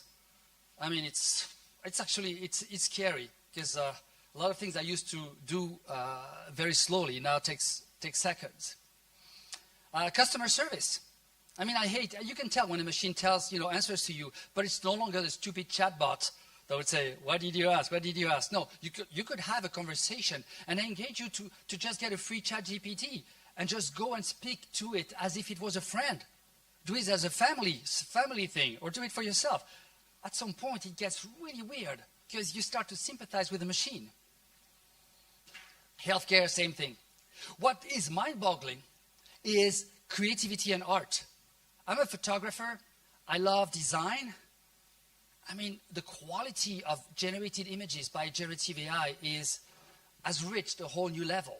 The quality of writing, the quality of music composition or voice generation has reached a level where it starts to be scary because it's getting hard to see the reality from the fake. And actually, I'm going to give you two examples. The first one is if you ask a generative AI to say, give me a masterful oil painting with a Persian exotic cat discovering their stunning crypto losses while checking their phone. First try, that's what you get. That's Midjourney. Midjourney, try it at home, okay? But yeah, I mean, look at the detail. Look at the cat definitely lost tons of money here. But also, this is simply text-generated AI. But we had our guest of honors today was UNIT.City. And I asked my friend Snoop Dogg to give me a little rap about UNIT.City. So if somebody can give me a beat. Boom, boom, boom, boom. Oh yeah. Boom, boom. It's D-O-double-G with U-K-R-I-N-E. I don't have the beat, guys. Talking about Dia, what that you say? Grab your mic, light it up, let's play. Ukraine stepping up, take game so tight. Dia app in the hand, the future's looking bright. Digital passport, driver license too. All up in the cloud, man, that's something new. I mean, it could go on. And the chorus, Ukraine Dia, keeping it real. Digital transformation, that's the big real. From Kyiv to Odessa, they feel the vibe. With Dia in the pocket, Ukraine's on the rise. Woohoo! Thank you. Sorry? Yeah, your bra. Yeah, of course. Your bra, yeah. I got a second thing. We could spend the whole night doing this. See? That was one pass, one question. Actually, I owe this to Peter Abil, one of our esteemed faculty in generative AI. I mean, he loves doing this. So when he works with me on clients, he said, let's do it the Snoop Dogg rap. I could not, I had to do it. But see, you have to know that the machine here doesn't even know song, doesn't even know rhyme. It just knows which word should follow according to the context we gave to it. So, by the way, if you ask the machine, a generative AI, and you say, hey, are you general AI? I mean, general AI, actually, maybe I should have told you this. General AI is like, I'll be back. The Terminator, like Blade Runner. Okay, general AI is the AI that is like human. So for a lot of people, it's something that's never going to happen. For some of them, they say maybe it could be a decade away. Actually, today, I really don't know. I was so surprised and disrupted by generative AI. However, don't be mistaken. If you ask ChatGPT, are you general AI? No, I'm not. I am actually narrow AI because I do that one thing very, very well. Narrow, specialized AI, that's what they are. Because you cannot ask ChatGPT to empty the dishwasher, can you? So I went to Bard. I said, Bard, are you general AI? He said, no, I'm not general AI yet. That's so Google. Yet. Like, come on, give me a break. But yeah, they are, same thing. They can do that one thing well, but they're not able to perform all the tasks that a general AI could do. Cannot understand, respond to complex questions. So let's not get mistaken. These AIs, they feel human. They're far from being. Whew. Turning to Victoria, good on time? Oh, yeah, good. All right, so now you see the fun. Maybe I can stop for a few questions because we're going to see the hard part now. Any question about the good parts of generative AI before the bad news come in?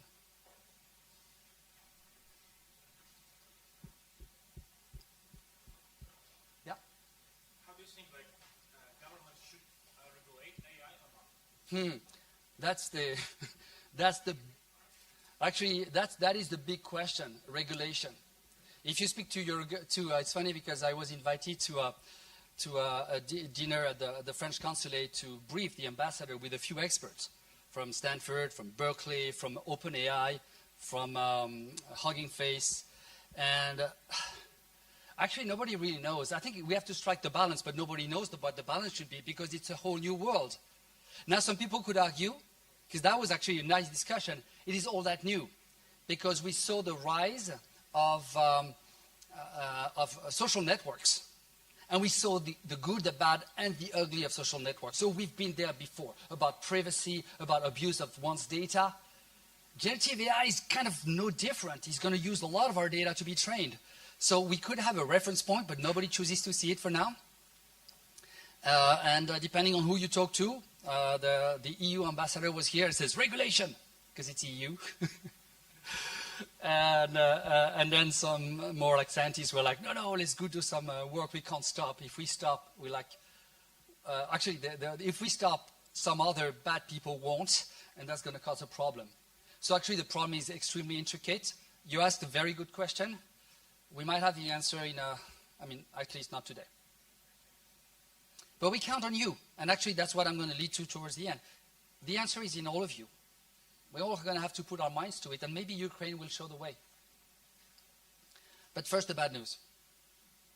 All right, so job displacement. It is no secret that jobs are going to take a big, big hit. A lot of people say, oh, AI is going to change our lives. Come on, I've been working with AI for the past decade and a half. AI did not disrupt the work we do. It added up. It extended them a little bit. But it was not that big of a killer. Generative AI is massively transforming what we do. I'm going to give you an example in a second. So yes, there is a silver lining. We'll still need a lot of services and production, so there's going to be more, I think, a shift, an evolution than just a pure suppression. But still, if you don't change, if you don't evolve, things are going to be eliminated. That's a slide I presented yesterday. That is a decision-making process. In any company, you make decisions this way. And of course, if you're an analyst working on data, you're really going to follow this because that's the way to go. You need to make a decision. You ask the question first, what you want to solve. Then you get the data, you analyze the data, you put your minds to it, you share it, you communicate it, you make a decision, you go take an action. I mean, you'll have access for the slides after this, but at the end of the day, it's always like this. With AI, what we did is we are able to extend this mostly, analyze deeper, faster, more complex. But with generative AI today, and that was actually my presentation last night, you can ask generative AI to say, what is the smart question I should ask? And it's not that bad. Then you can say, what is the data I should need? And then you can say, where should I get that data? And you say, okay, this is the data I have. Can you make it look better? Can you fix it here and here? Can you pre-process it? And then can you deliver a nice clean data set that I can work with? And then, who needs business intelligence? Hey, now go at it and do a series of basic analytics so that you show me what is out there, the outliers. And then if you're not content by the simple analytics, still in generative AI, you say now train a machine learning algorithm to find actually the needle in the haystack. But wait, I'm not finished here. In the end, you can say, now that you see all this, create a report. I can have a generative AI create the slides. So 90% of that process can be taken over by generative AI. And that is scary. And I train on a regular basis Fortune 500 analysts around the world. I love them. That's why I'm training them. But I can tell you, and that's a fact, 80% of the staff I'm training could be eliminated by the simple application of generative AI. Well, they could be eliminated, except if we all up our games, except if they all up their games and show that they're much more than number crunchers and they actually care about the work they do, they think further, they try to have a vision, they try to strategize and collaborate and innovate, etc., etc. But if we stick to the job we do, for the little part I know very well about, and I'm also teaching, I can tell you it's going to be a disaster. Happy with the good news? Oh, well, there's more. Because you alluded to it. Ethical concerns. I mean, it's going to be all over the place. To be trained, this data needs to come from somewhere. And we already see, and that came quick. The Wall Street Journal is now suing OpenAI to say, you use the content of our articles to provide answers to the general public. Did you pay for the journal? No, you did not. Did you pay for the archives? You did not. You are being sued. And then writers are starting to say, hey, why would you write in my style? And of course, OpenAI says, of course, I can write in your style, which means it learned from the books of that author. Were there any royalties paid? No, not zero. So that is a big problem. Plus, as you work with generative AI, you're contributing to enriching the model. If by any chance, and be careful when you do this, if you load your own data and say, please go at it, you train their own model, and maybe someone on the other side of the world will see your data surfacing one way or another. So that is scary. Misinformation. You saw the level of what I can write in seconds, because the image and the wrap, it was like less than a minute of work.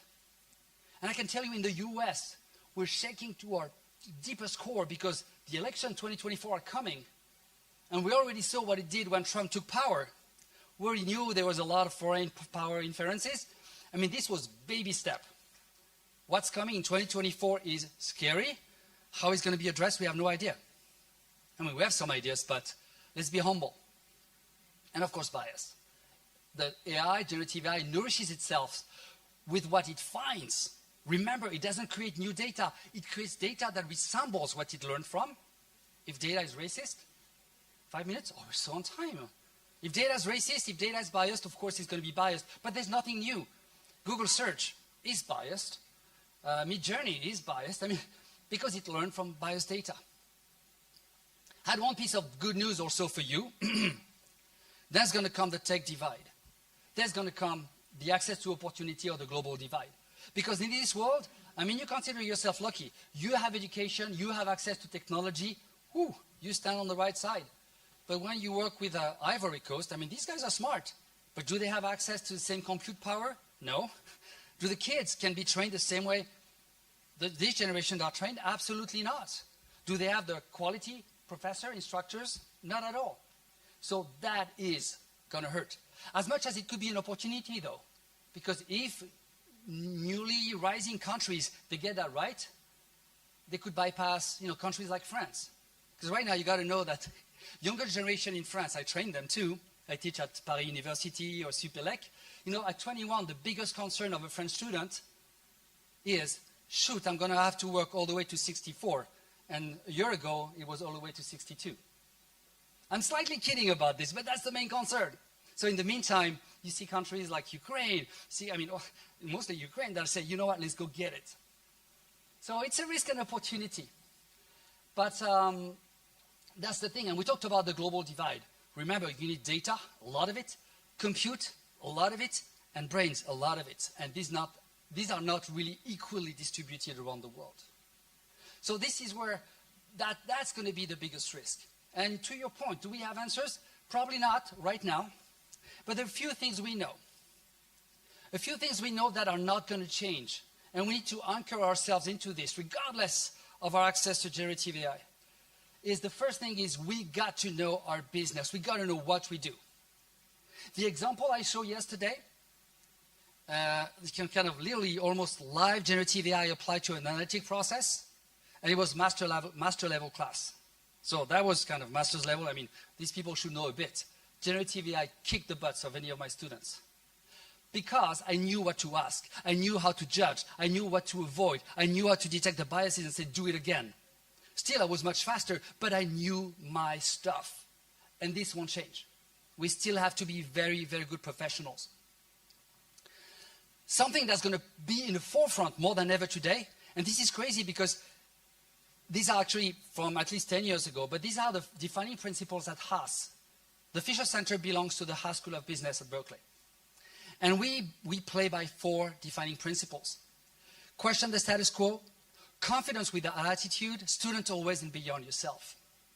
And it's crazy because we're celebrating the first decade of these founding principles. And for the first time in my life, I actually agree with principles that are written on the wall. Actually, they're even written on the ground in golden letters.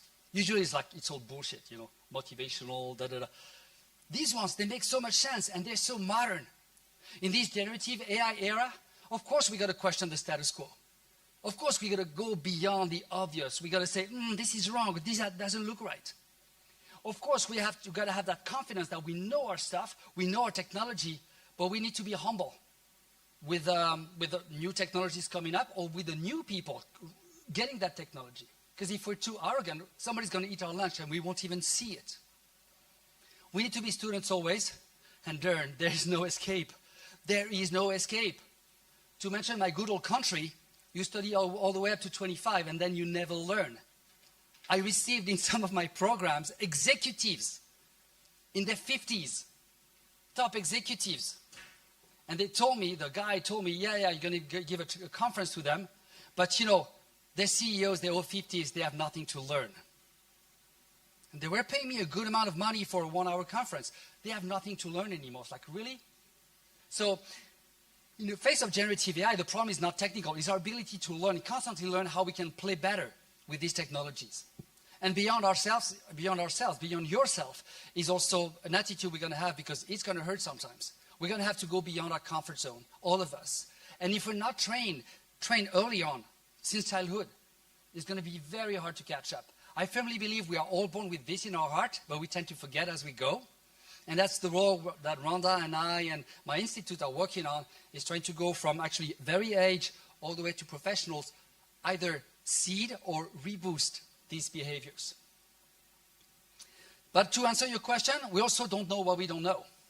And that's why we have started this series of conferences, the first one being in September 22nd, in partnership with some great names, such as the state of California, such as NASA, because we do believe that what you just asked about is a true moonshot for humanity. If we miss that step, it's going to be very damaging to countries, to people, to communities. So the date is taken. Actually, we're going to have a delegation from Ukraine participating, and they're going to be collaborating with the California state and with NASA, but we're going to try to figure it out. We're not going to get all the answers that time for sure, but it's going to be the kickstart of a recurring type of meeting. So we leave you with two last words. Two last words. Your bearing, very simple. Forget everything I said and just ask yourself, whenever you do something, just say, do good. All right, thank you. Oh, thank you. Maybe question you have? Yes. Oh, my robot-made Yeah. friends. Again. So you have a lot of experience in AI, and probably you see how it goes with Boston Dynamics. So they have huge progress in their robots. And I'm interested to ask you, what do you think? Is it realistic in 50 or even 100 years to achieve something like basic universal income or resource-based economy? Yeah, so universal income, that's a question that is starting to come more a reality than a utopia, because a lot of work are going to disappear, and if we don't work fast enough, some people are just going to go find a job again. And honestly, it won't be their fault. Sometimes you say, oh, it's because they're lazy or they don't. Honestly, for many people, it won't be their fault. So you got to think about a mechanism. Same thing. We probably will allude to that at the symposium in September, but that's coming of age. You mentioned Boston Dynamics. Actually, I love this example. We're going to have Annette Bernhardt. She's going to speak about that very topic. Actually, the topic of, actually, we're going to have robot specialists, but Annette Bernhardt's going to be talking about AI and robots and automation of work. And she's going to also mention that problem you may not have thought about is if you want to increase your employees' performance by starting to put AI or augmenting their capacities, augmenting their capacity of work, yes, there is a gain to be had, but it's also very detrimental to a few things. Mental balance. Because we are programmed to work at a certain space and do some stuff. Yes, it's great to work fast, but beyond a certain point, honestly, it's dizzying. I mean, the speed at which I run analytics right now, my brain is like, whoa, this is going too fast. So imagine you have to work in these conditions every day. Somebody's going to have to research that. Annette, one of our distinguished professors, is on it. Same thing. You start putting AI to monitor your people to go faster. How about data privacy? Now you know everything, how they work, what they do. I mean, you could be punishing them or encouraging them just like this, looking at numbers. And you might say, it's fair, but, you know, the same way, is it fair that Google knows everything about your life? I have nothing to hide. Well, that's the classic answer. But I think this is about to apply to the world of, to the future of work. And that could be a massive privacy and ethical problem. You're welcome. Thank for your question and thank for this topic. Maybe one last one, yeah? One more question, And okay. then we're late, I know. The end. Then. So thank you. I could imagine nearest future. So you said about generative AI that content could be generated faster than by a human. Yeah. So I can imagine nearest future when we will have AI generated content bigger than human generated content, yeah? And maybe AI will check his content with the content that was generated by AI, because this content is it could be found faster than or statistically more often than human content. So do we have some restrictions for that, or do we have some vision of this problem? That is a very accurate, that's actually a very relevant point you raised, and it's still in the infancy.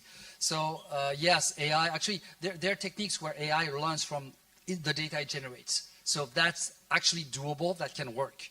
But that can cause a risk if it's not controlled. Because as you say, a lot of AI generated content is going to be there and it's going to be learned from, and then it's the snake eating its own tail. And that leads to a recent research paper by Google, which is how do you make generative AI forget about content it learned? For privacy reasons or for bias reasons? You know, it learned from a whole batch that it should not learn from, like Wall Street Journal or generative AI content. How do you de-learn? And that's actually not an easy thing. So we're just starting, Google is on it, definitely. We're just starting to see the emergence of it. So your point is spot on. Let's wait and see how it's going to pan out. Yeah, you're right. I think we should all be first afraid and then say, okay, let's be good humans and make the best of it. But being afraid is always good. I heard an interesting story about when I use AI, when I use ChatGPT, all the time I just write, thank you, you are really helped me. So I believe that I create friendship, and maybe when they choose who's to kill, maybe they can think more time about me because I have a friendship with them. So really good topic, and thank you a lot. Thank you so much. Yeah. Thank you. Thanks. So, продовжуємо далі, і зараз буде дуже цікава, нарешті, презентація каталогу українських стартапів. Ура, ура, ура! І чекаю на цю сцену Яну Паладієву, керівницю проєктів та програм Українського фонду стартапів. Ю-ху! Дякую. Лікер я знайшла. Ага.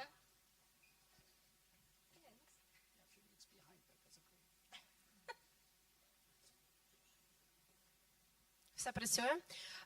Всім привіт, мене звати Яна, я керівник проєктів та програм Українського фонду стартапів, і сьогодні я презентую просто неймовірну, нереальну, просто incredible штуку, це каталог українських стартапів. Доки ми не перейшли до наступного слайду, розкажу трошки прев'ю, чому я і чому взагалі цей каталог сьогодні існує, навіщо ми його робили. Справа в тому, що, як ви знаєте, Український фонд стартапів разом з партнерами дуже багато подорожує по світу для того, щоб промоутити українські стартапи, українську екосистему, демонструвати світу наш інноваційний потенціал. І саме в рамках цих поїздок ми зрозуміли, що презентувати ми можемо лише 6, 8, 10, а іноді максимум 12 стартапів. Проте ми зрозуміли, що потенціал українських стартапів набагато більший, і ми маємо набагато більше чого демонструвати.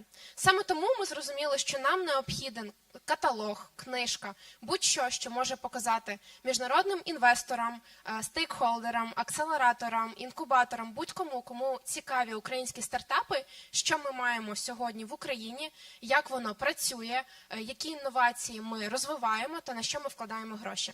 І тому ми вирішили, що ми не можемо залишати так, як є на сьогодні, лише возити наші стартапи, а маємо показати трошки більше. Саме тому ми створили каталог українських стартапів. Трошки про сам каталог. Ми маємо там два великих блоки. Wall of Fame – це наша стінка знаменитостей, це не тільки стартапи, а й продуктові компанії, це ті, хто вже досяг великого успіху. Розкажу трошки пізніше про тих, хто ввійшов до цих 49 стартапчиків. І також розкажу про нашу наступну категорію, це 100 українських Rising Stars. Це стартапи, які ми вважаємо стануть наступними єдинорогами в українській IT-екосистемі у світі загалом. Про експертів. Каталог формувався не просто так, я думаю, ви про це вже здогадались. Ми мали збірку із 30 експертів, які погодились дати свої оцінки українським продуктовим компаніям і стартапам для того, щоб оцінити, які з них будуть можливими Rising Stars, і які з них вже отримали відповідний рівень в українській тек-індустрії і в подальшому. І не можу не сказати про нашу команду. Я особисто пишаюсь, що маю сьогодні змогу презентувати каталог. На жаль, не долучилася до реалізації цього проєкту, бо була у відпустці, але я хочу щиро подякувати своїм колегам з Ukrainian Startup Fund, які займалися цим проєктом. Я хочу подякувати нашим партнерам екосистем Катерині Гречко, Олександру Яценко. Я хочу подякувати нашим саппорт-партнерам Міністерству цифрової трансформації України. Так само хочу подякувати партнерам, які, окрім нашого електронного збірнику, випустять у світ і друкований збірник каталогу, це Течія, і нашому дизайн-партнеру Асомік, який допомагав нам із дизайнами каталогу, із сьогоднішньою прекрасною презентацією, і з усіма питаннями, які виникали у нас в процесі реалізації цього проєкту. Я прошу окремих оплесків для команди, яка робила цю роботу. Дякую. Рухаємось далі про наш Hall of Fame. Єдине прохання, колеги, маю сказати, дуже не хочу, але маю. Ви можете фоткати, але сьогодні прошу вас не шерити інформацію про каталог, бо офіційний запуск, друкована версія каталогу буде на IT-арені, там, де ми з вами з усіма зустрінемось. Сьогодні можете дивитись для себе, але дуже прошу не шерити цю інформацію з іншими. Але, дивлячись на те, що ви тут зібрались з нами сьогодні, маєте унікальну можливість побачити, ви отримаєте доступ до повного каталогу в останньому слайді за QR сьогодні. Проте, знову ж таки, попрошу не ділитися зі своїми партнерами і колегами. І так, про Hall of Fame. Це 49 продуктових компаній, які увійшли до цього списку. Ви можете побачити їх на слайді. Яким чином проводився відбір за факторами, що ви бачите на слайді? Це основні 4 фактори, за якими обирались. Перше – це інвестиції, точніше, рівень від серії А та плюс. Річний оборот більше, ніж 50 мільйонів, оцінка продуктової компанії або стартапу понад 100 мільйонів і особисте переконання кожного з експертів про те, що компанія є показовою, відіграла особливу роль в IT-індустрії. Ви можете побачити ці компанії. Ми пишаємо, що змогли зібрати вибірку цих компаній. Відбувалось прозоре транспарентне голосування. Кожен експерт голосував відповідно до своєї індустрії за компанії, які війшли до цього списку. І ось ми бачимо результат цієї роботи. І те, що цікавить, я думаю, найбільше тих, хто сьогодні тут зібрався, це Rising Stars, це наші стартапчики, які були найактивнішими в рамках і роботи Українського фонду стартапів, і IT-екосистеми України в цілому. Тут лише деякі з них, але за посиланням далі ви побачите всі 100 компаній, які увійшли до цього списку. Наступні критерії, за якими ми оцінювали стартапи, перше – це українське позиціювання, це те, що стартап проводить свою діяльність в Україні, позиціонує себе як український і показує всьому світові, що він український. Пише про це на вебсайті, на Crunchbase, на LinkedIn і всюди, де тільки можна. Друге – це інноваційність. Який інноваційний потенціал він собі має, яку інноваційність собі несе. Третє – це потенціал для інвестицій, наскільки цікавий інвесторам і чому мають бути проінвестовані саме ці продукти. Трекшн. І останнє, що стартап був народжений не пізніше, ніж 10 років.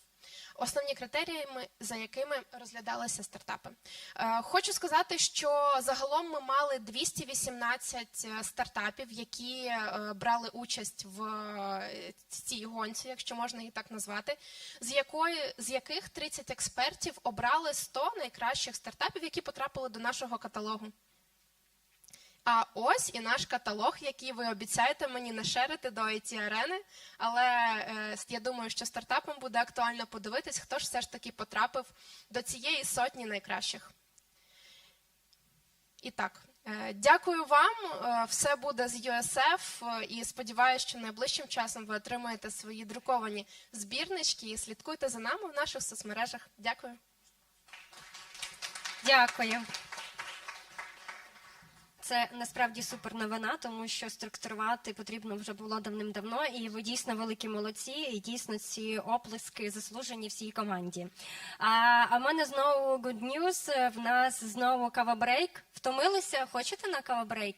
Та, звичайно, тому що далі в нас будуть стартапи. Під час стартапів однозначно потрібно підсилитись. Тому відпускаю буквально на 10 хвилин і зустрінемось тут через 10 хвилин.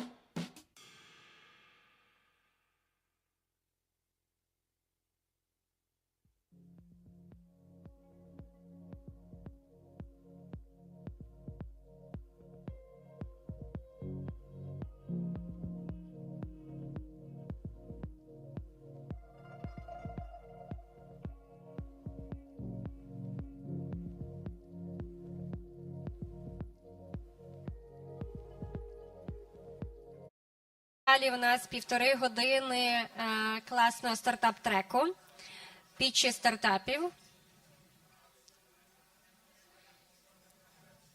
Хто буде сьогодні пітчити стартап? Підніміть руки. Ого, прикольно. Good luck. Ви великі молодці, що користуєтесь такою можливістю. Так, всіх запрошую сісти на місця для того, щоб мати можливість послухати крутих стартаперів. Хто у нас сьогодні журі, запрошуємо сісти на передній план. Для вас вже тут заготовлені місця. Хто у нас ще сьогодні в журі? Ага. А він кудись відійшов, так? Ага, you're here. Добре, друзі, я передаю цю частину Каріні для того, щоб вона провела крутий стартап-трек, а я повернусь через 1,5 години і продовжу цей крутий івент. Насолоджуємось, задаємо запитання, обговорюємо, спілкуємось, задружуємось із стартапами, і зі мною також, тому що я теж стартапер. І ну що, класного тобі стартап-пічу. Greetings, everyone. I will transfer to English because our jury members we have also a participant that speaks only English, but I hope that it won't be a harm for you. So, as already introduced myself, my name is Karina. I'm from the Ukrainian Startup Fund. And unfortunately, as we mentioned before, we weren't able to conduct the full startup track as we planned before, together with the UNIT.City. And for the obvious reasons, unfortunately, in this very safe location, we couldn't prepare you an expo. However, we have decided that the pitch program and the pitch track is the one that we still want to do. So, let me tell you a little bit of the schedule, how is gonna everything go on. First of all, I would like to introduce our jury members. So, first one, Gutierrez, Executive Director of Berkeley Official Center for Business Analytics, University of California at Berkeley. You have already seen them, but I guess some applause are also applicable. Thank you so much. Thank you, Gautier. The second one is Irina Volnitska, President of SAT University. By the way, I guess all of you already know that our winner today will receive a prize from SAT University, but we will talk about this a little bit later. And last but not least is Inna Perpolitsi, Head Advisor at Lux Innovation. Your applause, please. Now, shortly about the timing. Each team will have 1.5 minutes to pitch their product and 1.5 minutes to answer the questions. Today, we have 10 participants that will present their innovation today. So, I'm glad to introduce you the very first one, InputSoft. Your applause, please.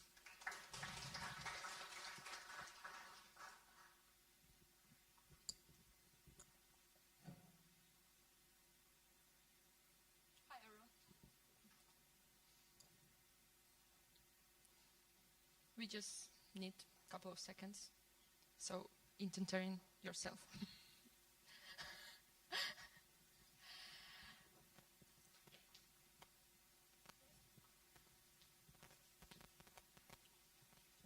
Okay. Pandemic and crisis has hit the aviation industry hard and has exaggerated many of the issues that airport management is facing today. Airlines lost half of their passengers and $372 billion in revenue. Airports all over the world were forced to cut costs by closing infrastructure, firing staff, and cutting payrolls. So, while traffic is now recovering, companies in the aviation industry are looking for some permanent solutions to start optimize their resources and take actions based on real data. And we are here to help. We will transform all paper-based and legacy processes in the aviation industry into digital ones. InputSoft provides two software suites. One is resource management that solves the problem of inefficient planning of human and technical resources. Our second software suite is data management that will help collect and analyze data about every process in the airport, both in a terminal building and on a ramp. We will reduce cost and minimize the delay time for you, passengers. Our market is huge. We are actually working worldwide, and our serviceable obtainable market in 5 years of operation with our SaaS model is valued more than $245 million. We are a unique startup innovation industry in the way we build it by the end user for the end users. Also, we are using the satellite data feed for real-time flight planning, and we have our own preset scenarios at the back end. Georgia, Poland, Chile, Dominican Republic, US, all these countries and companies requested our solution since we launched the beta release last month. So we are providing a test calculation right now and negotiating with all of them. I'm Anastasia, aerospace engineer, 8 years of experience in airports, and my co-founding team has more than 25 years of experience in aviation industry. We are also backed by Techstars, by Sigma, Seed Venture, USF, of course, and also many other great investors and advisors. We are international, we are mentioned by different global media, and we also have a great presence in conference, both startup and aviation industry. Last slide. So if you know some companies, airports and airlines that will benefit from our solution, or you are interested in investment opportunity, let's have a chat. Thank you. Thank you so much. Thank you. Dear jury members, questions from you. In case you have one. You have a mic close to you. Thank you for the presentation. Do you have paying clients already? Not yet. We just released the beta version of the solution last month. With which client you went the longest journey?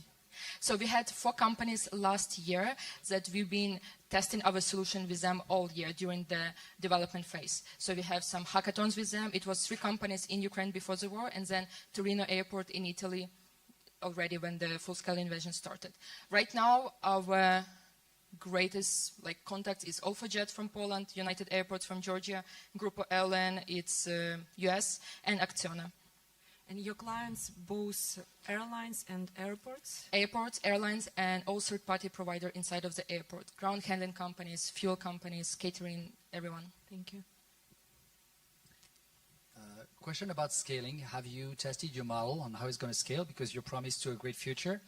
So in terms of data, tech, backend, yeah.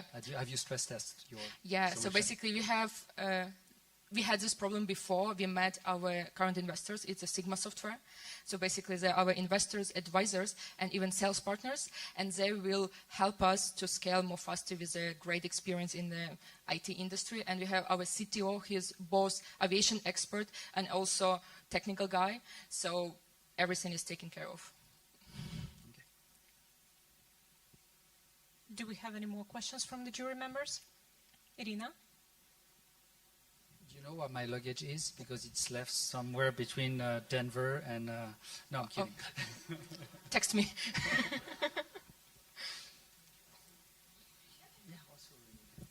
No, it's okay. Actually, my question is about team. How many people do you have now, and about co-founders? Yeah. So right now we have 16 people in the team. Half of them is part-time. It's like QA engineer, data analyst, like some other guys. Our founders working for... I just want to show you. Okay, so founders working full-time for already almost 2 years in the company. We also have the project manager who works full-time and has more than 40 years experience in innovation industry. We have all our developers, back-end, front-end, working full-time for us, almost also 2 years. And yeah, we are ready to scale even more. Do you have international employees? How do you plan to scale on different markets? Actually, all our team is Ukrainian team, and they're basically based in Ukraine, all over the Ukraine. And we are not afraid to go internationally because COVID helped us with all the online presence. And we are basically cloud-based SaaS platform, so it's easy for us. Thank you. Thank you. Thank you so much. You are close to Input Soft Startup. Thank you. And our next participant is Wanted.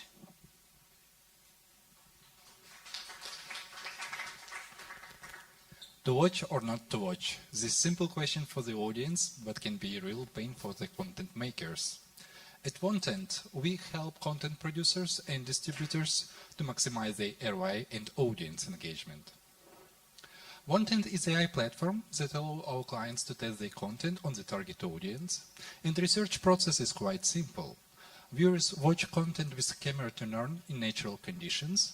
In turn, our AI models analyze their emotional engagement, attention span, emotions, gaze, and empathy.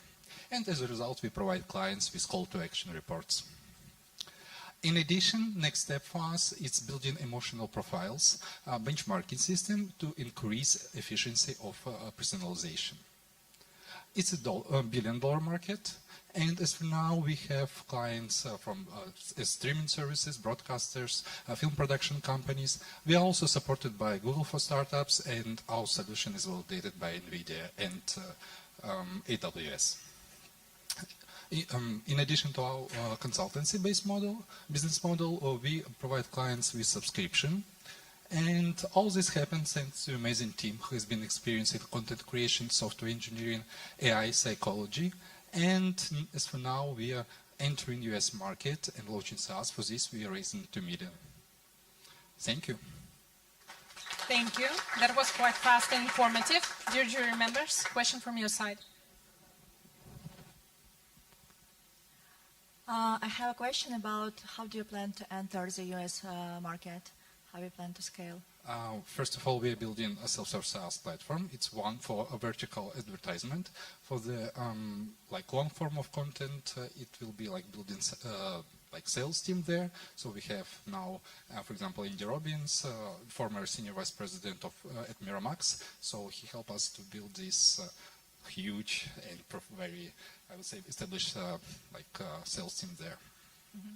So you will have the sales team in US? Yes, and also we have business developers and representatives in London. What are 1 or 3 main challenges you have today? The war, of course. First of all, it's for me as a CEO, it's super important to be outside of Ukraine and business development. It's one, and the second, it's also in terms of to scale. It's raising round for originally from Ukraine.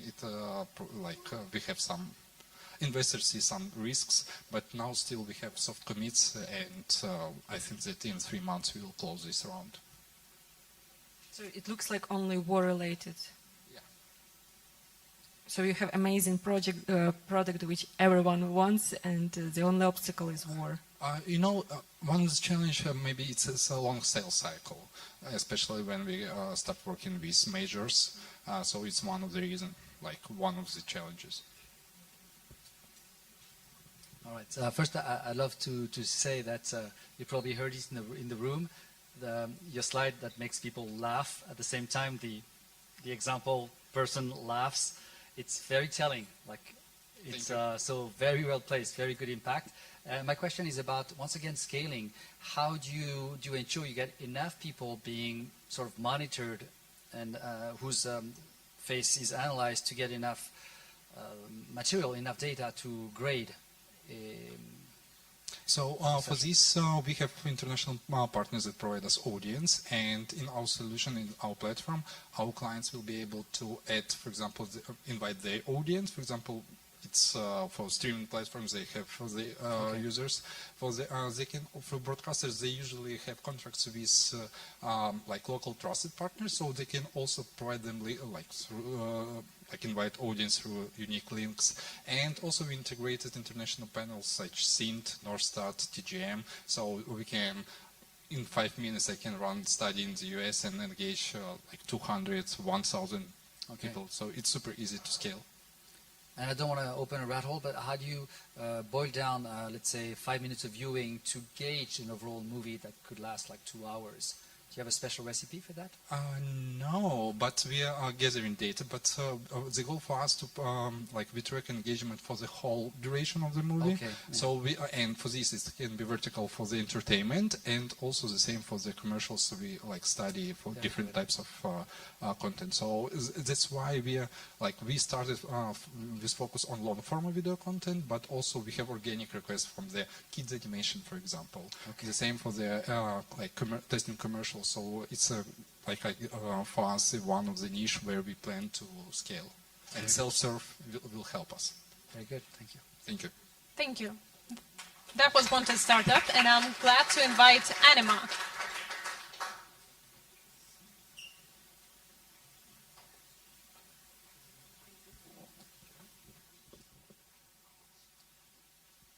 Hello, and I'm here to present you Anima, the first online eye tracking service for fast and accurate mental health diagnostics. So, right now, there are a lot of people who are suffering from mental health disorders, and it approximates 1 billion people suffering worldwide, especially young people between 20 and 30 years old. Our value proposition is neuroscientific test that helps you to avoid developing a mental health disorder by listening through questionnaires, by observing via eye tracking and providing personalized recommendations with actionable insights. So our mission is to bring biomicro analysis and evidence-based approach. So we are unique because we are using webcam-based eye tracking alongside the attention-biased neuroscientific paradigm to assess your well-being. So we're making screening fast, accurate, and accessible. We are socially responsible, and we are helping vulnerable groups in preventing and managing mental health conditions. So we are giving our services free for the professional and institutions who are working with people in need.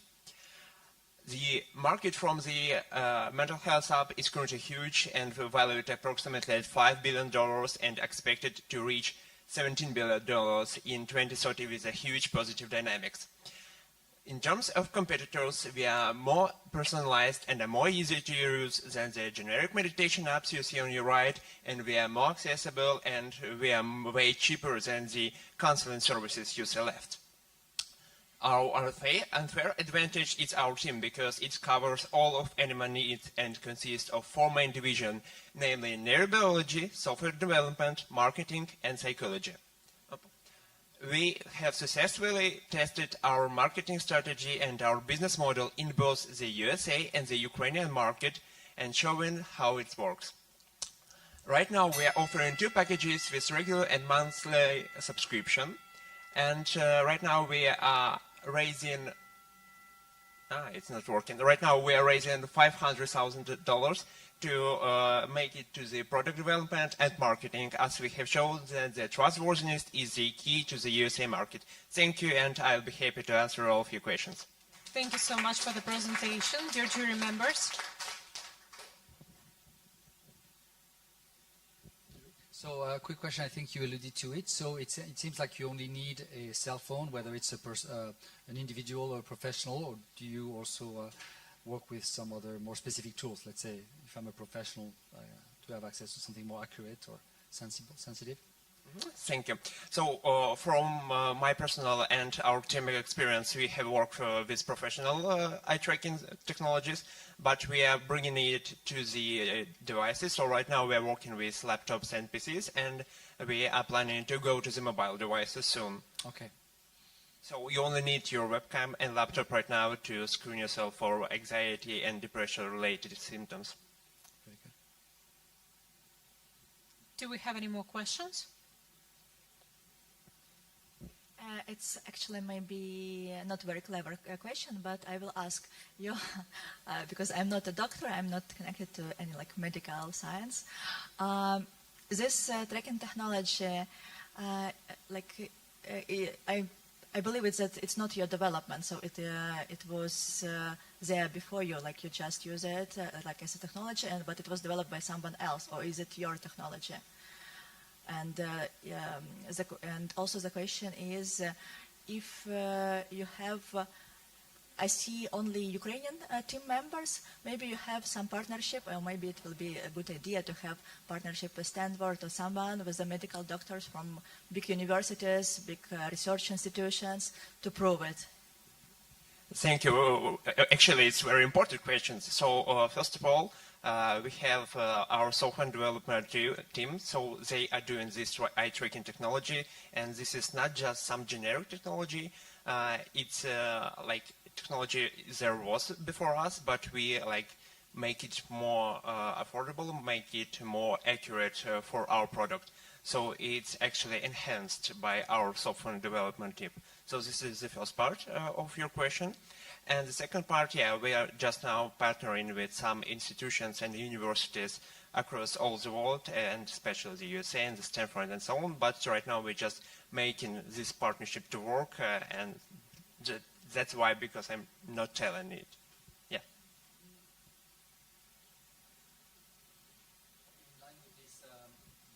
in line with this question, do you have any patent on the algorithms you use to detect this, or do you base yourself on already done research to substantiate that the fact that, oh yeah, the eye tracking really leads to a diagnosis? First of all, we are doing research all of the times. We are watching, is it actually working as we intended? Yes, it is. And right now we on a stage of patent pending, because in Ukraine you can't develop, you can't patent a software. That's why, and we are tricking our ways. Okay. Yeah, not only Ukrainian.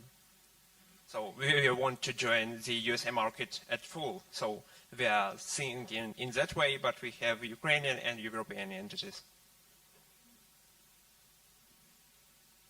Okay, I guess it's all clear from the jury side. Or we have some more questions? It's all great. Thank you so much. That was Anima Startup. Please, your applause. And I'm happy to welcome Ugla.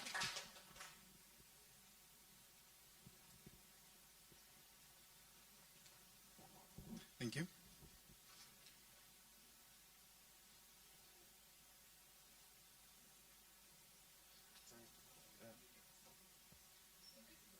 So maybe our technical team, Sorry. Hi everyone, my name is Mikhailo. I am the CTO and co-founder of Ugla ERP CRM. So right now, unfortunately, Ukrainians have one of the rarest experiences in the world, having to quickly react to the changing economic environment during the war. Ukrainians open new businesses and successfully grow them during the war. So we offer businesses in other countries, and especially in Ukraine, a tool that allows to react quicker to any situation and adapt on the fly. You need to manage your employees with vacancies, vacations, onboardings, learning, polls, staff schedules, personal schedules, task management, built-in chats and calls. We have that. You need to manage relationships with your customers, with reminders, segmentation, mailing, SMS and Viber messages, automated and manual events calendar with the ability to plan according to weather and holidays. We have that too. You need to manage dealings with your suppliers, with automated price updates, automated orders, ability to find new suppliers to our ratings database, waybills, goods transfers, all of that. We have that too. You need to manage an international enterprise with over 170 currencies, regional holidays, and weather across the world. We have that as well. All this and much more you can manage, plan, and analyze in Ugla. We offer transparency, usability, and adaptability to any business process. One of our most unique strengths is the fact that we don't make a general solution for everyone, because everyone's business is different, even in the same industry. We go industry by industry with experts and representatives of each industry. For example, we finished construction industry. We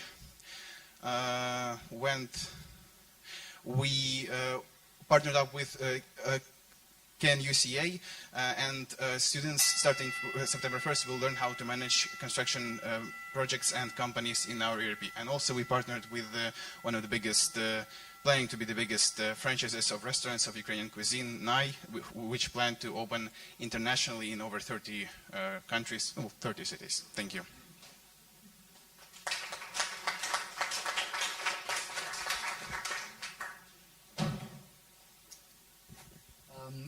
A question on the field of ERPs, which is a pretty crowded field. How do you compare or stand out compared to like open source ERPs such as Odoo or cloud ERPs such as NetSuite? What's your in? Okay, I'll be honest, I've never heard of those, and I'll look them up after this event. To be honest, one of our biggest strengths is that we don't try to tell businesses how to do business, because like we're not in construction business, we're not in restaurant business. We can't tell them how to do their business. We go industry by industry and we speak with those experts. They give us their problems, we give solutions. And because we try to be as adaptable as possible, we also offer different industries some insights from other industries. Like for example, the construction industry has one of the most meticulous planning of each construction project. Everything has to be by millimeter accurate with specific materials, etc., we offered this ability to plan projects to other industries as well. So we offer this melting pot of experiences for all our clients. Very good. Who's your main client? Right now, one of their biggest clients is NAI, which is a new franchise of restaurants. They are opening right now. They opened in Wrocław, Poland. They're also opening in Prague. They're opening in New York. They are right now already opening in Lviv, Kiev, and other Ukrainian cities as well. So you are focusing on restaurants. No, we go industry by industry. Why not? Why not are you going to... So you're doing very complex system. How old is your company? Our company is the company was the legal entity was founded in May last year. Just after the registers opened, we registered the company, but we started working part-time on the project about 3 years ago. Okay, if you are not focusing, just remember this question and think about it. Yeah, actually, my initial question was about your competitiveness advantages, because the market is full, and as far as I understood, you work only on Ukrainian market. No.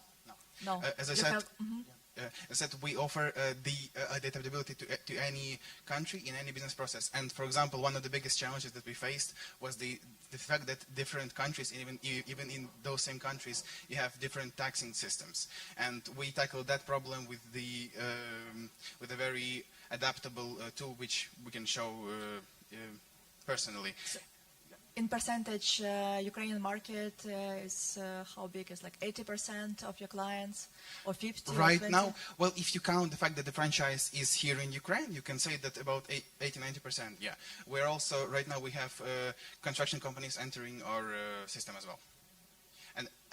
And about the fact that the market is, you're right, the market is very saturated. That's completely true. We've known that before we started going in this direction. The fact is, we've spoken with many different experts, sometimes with contradicting opinions on how and what should be done. And most of them have told us that we have in fact made a tool that is ahead of our time. In some areas as well. Obviously, some areas need to be improving, and we constantly improve. That was what we do. So you named one competitive advantage, that you work with different sectors, different industries, and what else? Well, I mean, what differs you from others? I believe the fact that we are the melting pot of different experiences is what differs us from others. And the fact that we offer specific solutions for industries, because we don't offer a all-in-one solution for every industry, because even in the same industry, businesses have different experiences, different business processes. Okay, thank you. Our adaptability is one of the biggest advantages. Thank you. Thank you very much. The Bazooka Startup. And I'm happy to invite false locators. Your applause, please. Hello, everyone. Okay, one little check. Which button? Oh, yeah. Okay. Thank you. So, our product is hardware, and it is called faults locator because it locates power system faults. We are specialists with strong knowledge in programming, circuitry, power systems design. Power lines are sensitive to damage. During the war, the damage could be widespread. Fault location today is when 5 electricians get into a truck and drive around tens of kilometers of power lines with binoculars. It takes hours. Small and medium businesses stop. We have $36 million of non-competitive market and $100 million of total addressable market. We provide solution with 3 key features.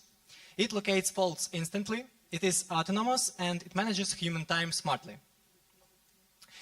We have non-competitive strengths. We locate small ground current faults instantly with no human. This problem was unresolved for tens of years, and now we have patented scientific solution. Our core value proposition is to allow companies to earn more. Up to $500,000 per year by reducing the time of consumers' shutdowns. Our business model is B2B or B2G. It is based on subscriptions. We considering having 500 subs in 3 years. That means capitalization of $1 million. For today, we won YAP Engineering Hackathon, have patents, MVP, and pre-commitment for industrial tests with DTEC and various energy companies. So let's talk. Thank you. Dear jury members, questions from your side?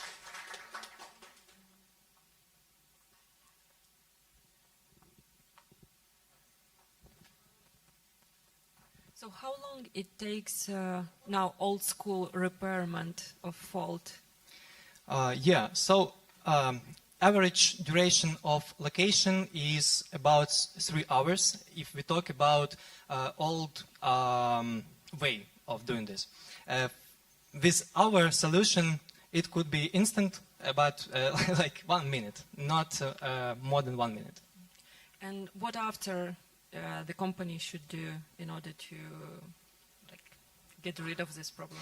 Yeah, so after that, they will follow this point at the map, and they will exactly know what to do and where to find On this. average, how long does it take to physically to remove the problem?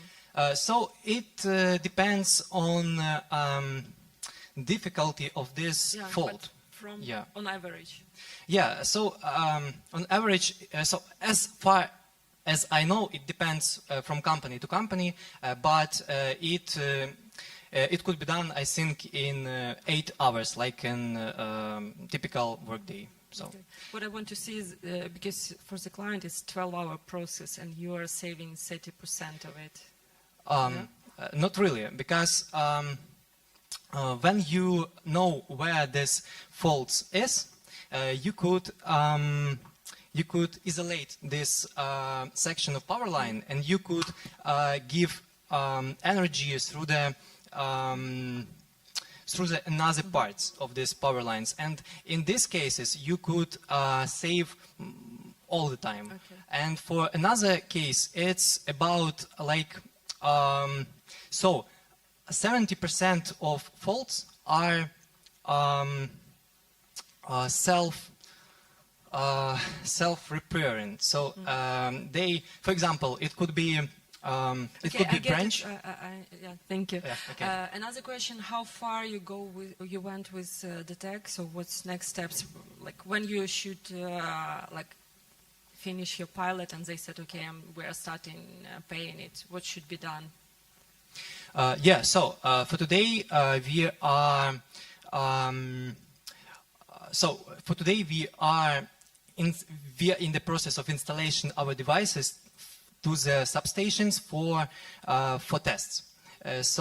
We have like complete device, but we should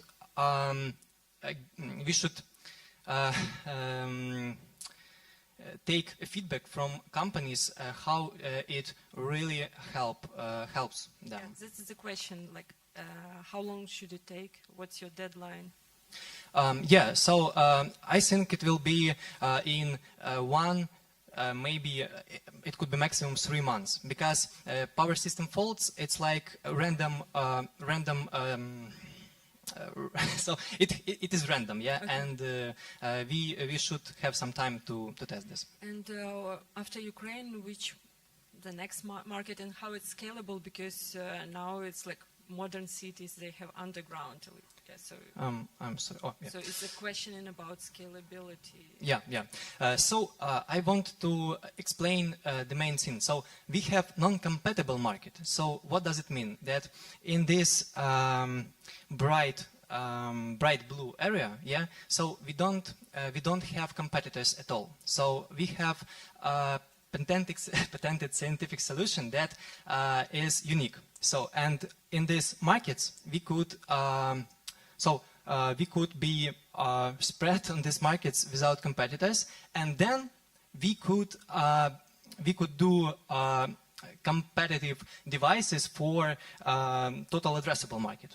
So, and in this case, it will be the whole world, so like 60 millions of And dollars. US is also in this another stage.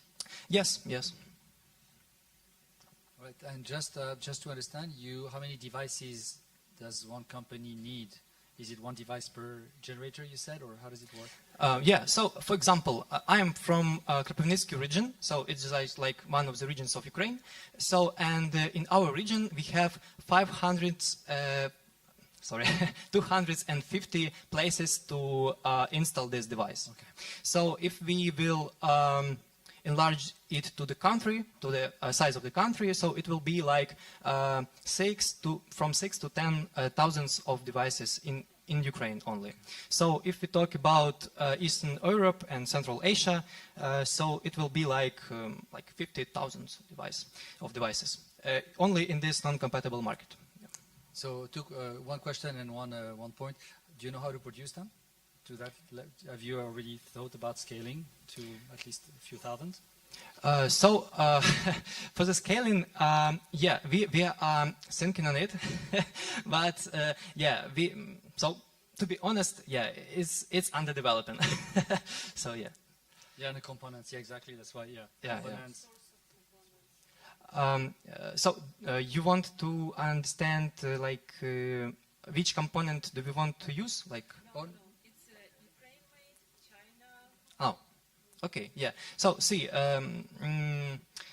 we have different parts of it. So, and we have hardware, and we have software, and we have like management when we like modeling. Yeah, so 3 parts: modeling and software is could be totally placed in Ukraine, and hardware hardware is so we should buy parts abroad.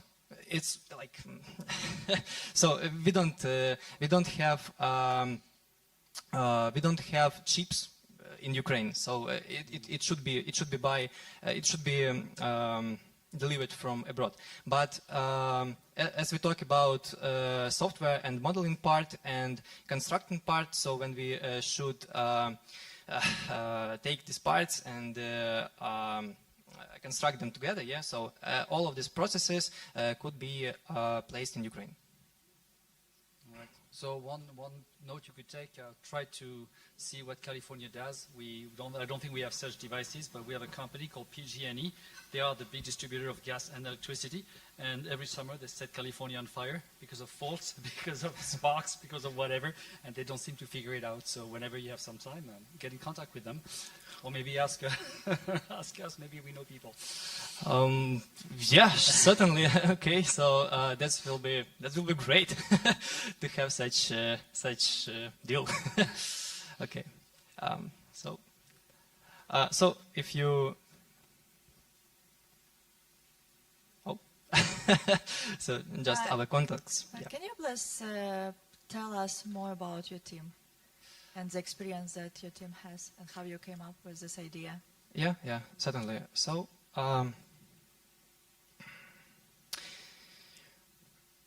yeah, here it is. So our expertise is lots. So let's start from me. Yeah, I am a CEO, and I was working in. I can't see sales. Do you have sales, or how you sell your products? So sales, it's me. It's like this. Yeah. So that was it your question?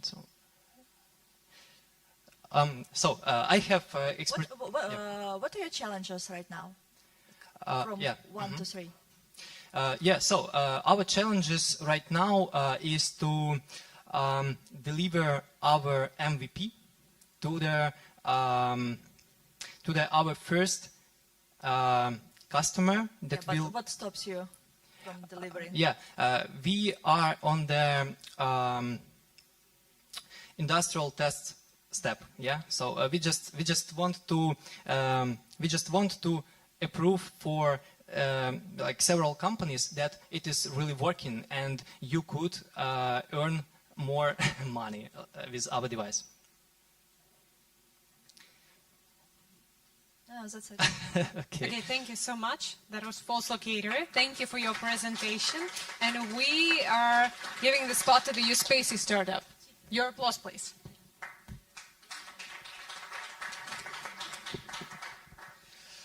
Hi, I'm Mudra, and USpace is online service. It's a single digital workspace for organizers of daily processes for small and medium-sized businesses. It was created. That doesn't work.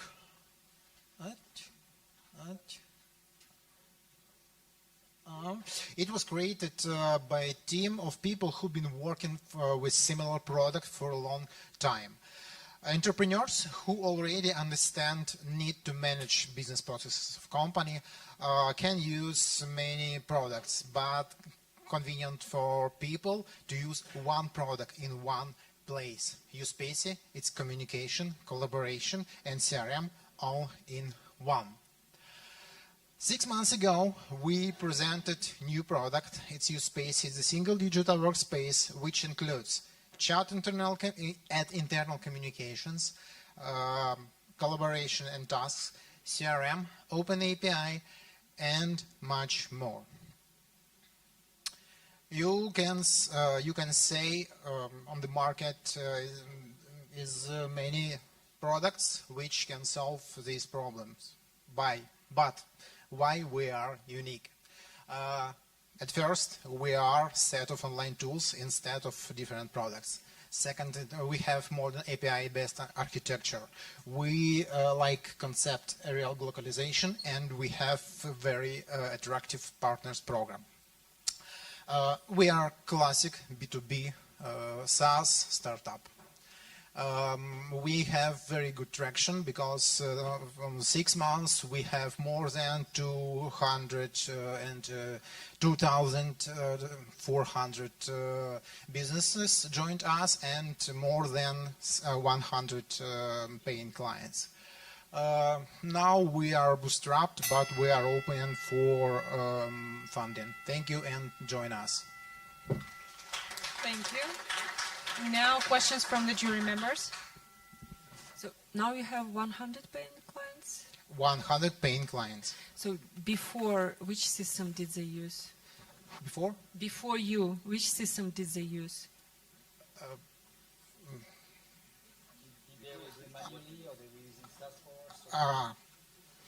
Okay. Yeah. My your solution. Yes. Before you, these companies were using something. People can use many different. No. So before you came to them, 100 paying clients. It was many. Okay, що ж таке? Так. Okay. Так. Точки. Там. Okay, it's like a dance. Okay, before these people used, for example, Bittrex24, or for example. Did you have statistics? Yes. So percentage, like 80%. No. We have no statistics because we not working directly with our clients because we work with our partners network, and if our product it's almost always need implementation. It make our partners. So maybe our partners have these statistics. So you are not, okay. How you are selling your product? 30% it's direct, and 70% it's partner sales. So at least 30% you should know. It's just as an idea how you can sell your product better. We know. We talk, we communicate with our partners, and we know it's Bittrex24 and some different products. So it's mainly Ukrainian clients. Out of 100... These clients and our money now, it's only Ukrainian clients, but we try to scale to another market. For example, we opened Brazil compare. We open Poland. Why in Brazil and Poland? And who are you going to kill in Brazil and Poland? Why we choose this market? Because I know a good traction on the example of other product. It's. And do you know which solution are you killing in Brazil and Poland? Yes. Okay,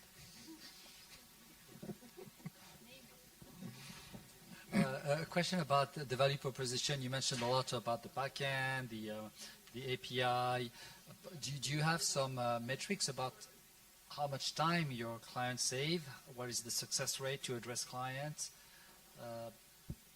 Have you measured your value proposition? Almost no. Almost we know this this information, but we know how long time our clients spend to implementation.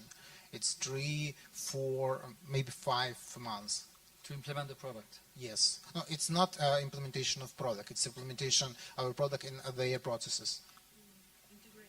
Integration. It's implementation. It's a little bit more because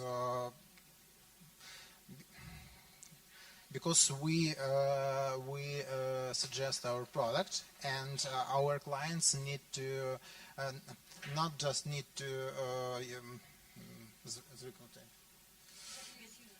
get used to use our product. We need to implement this product to their processes. Okay. And it's a question I ask pretty much to every startup is, so if you have that 5 months time to ramp up, how do you plan to scale, relying on a partner for integration and then that time frame to scale, to grow, to adopt the product? Yes, it's a plan with partners. For example, we are working only with partners, and a little percent, 30% we sell direct to the clients. And our plan to scale, it's a global strategy, because we create or develop international product.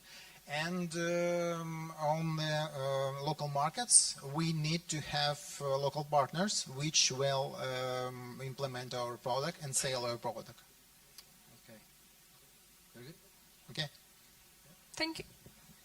Actually, my question also was about scaling and how you choose partners. As far as I understood, you not partners, the markets, because Brazil is a super hard market. It's like everything is different there. So you choose the market only because you have a partner on this market, or what is? Yes, we have some clients on this market, and we communicate with companies who try to open this market for us. So it's first step. But what is your criteria? How you choose the market?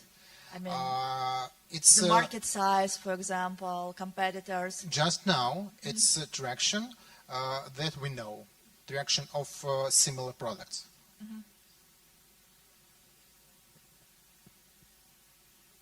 Thank you. I guess that's it. Thank you. Thank you. And now I'm happy to welcome Adminix Startup.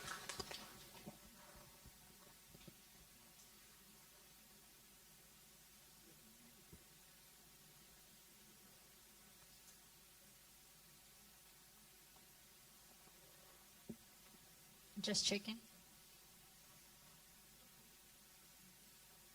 Hi everyone, I'm Oksana, CEO and co-founder of Adminix, AI-enabled workflow automation software. Did you know that more than 66% of small and medium businesses lose customers daily because of lack of automation in their daily routine operations? That's why oh my God.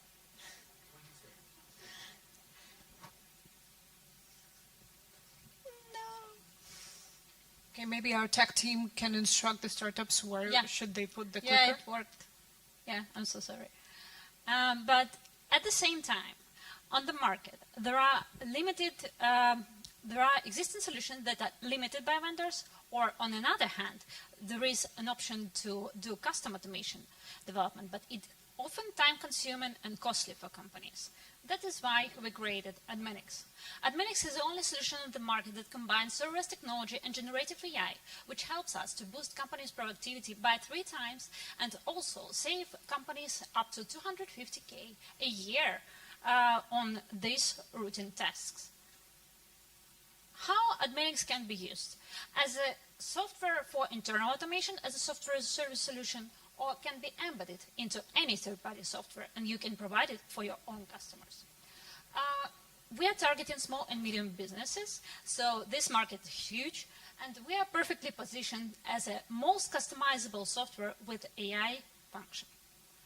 Our progress since our launch last year, we doubled our MRR, and more than 100 automations were created in Admenix.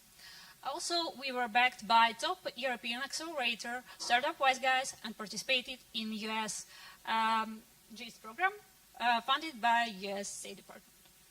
And our team represents a great synergy of technical and operational skills. And right now, we are raising our pre-seed round of $600K to boost our product development and sales and marketing. Thank you.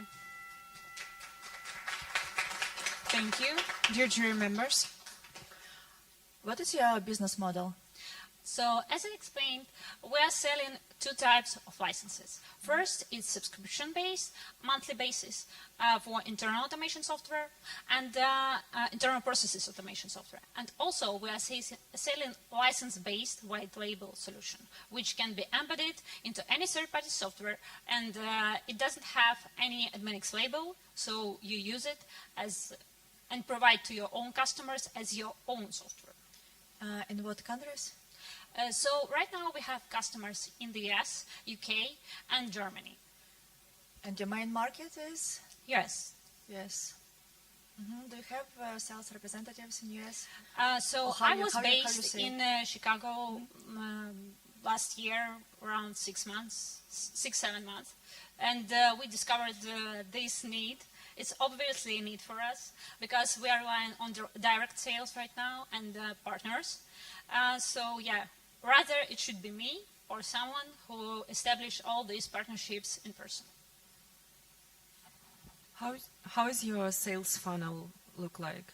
So right now we are relying only on 2 things, direct sales and partnership network. We're establishing partnerships with consulting companies who work with insurance, real estate, and healthcare companies.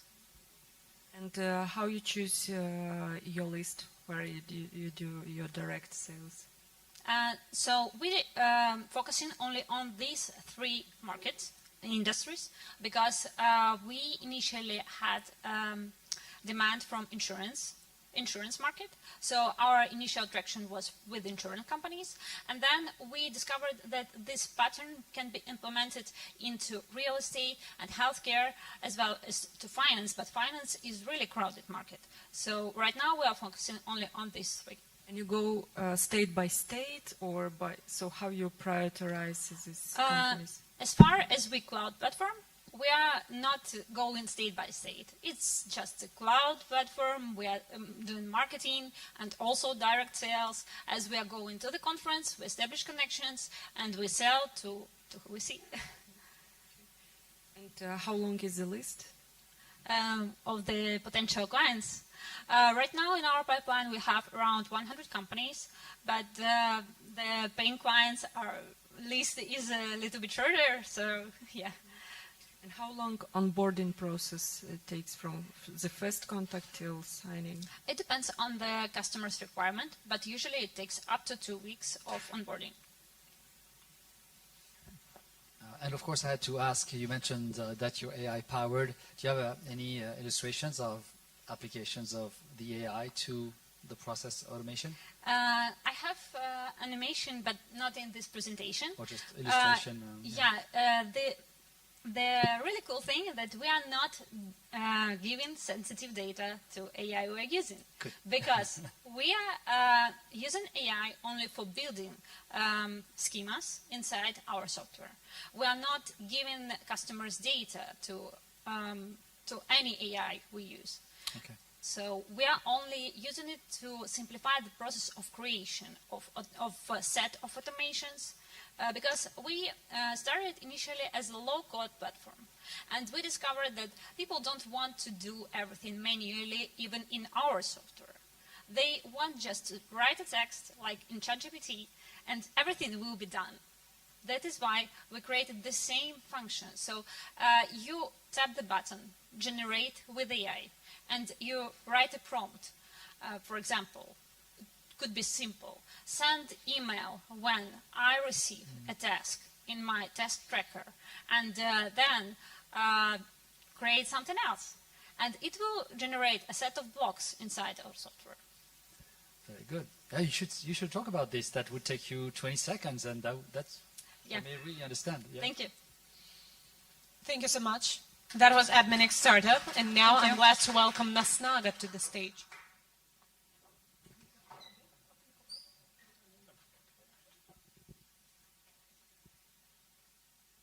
Hi there. Thank you. It's working.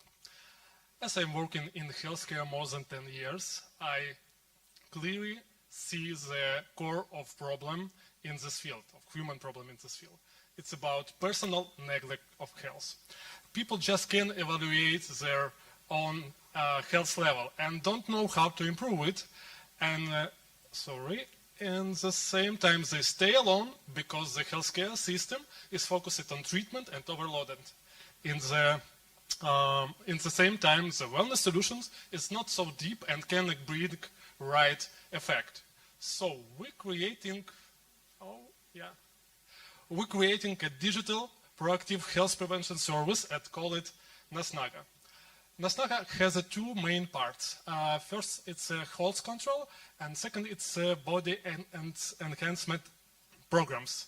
Nasnaga is a closed marketplace with a deep closed marketplace of health coaches and healthcare providers with a deep methodology inside. And for users, it looks like just a simple, healthy application. We use a simple business model with subscription with the different types of plans with options of co-payments. Wellness markets are huge, and it will grow triple in the next 10 years. And we started to see a great digital success story around this. We have an amazing team with Alexander Koleda and Anton Amrinsky as a part of our board.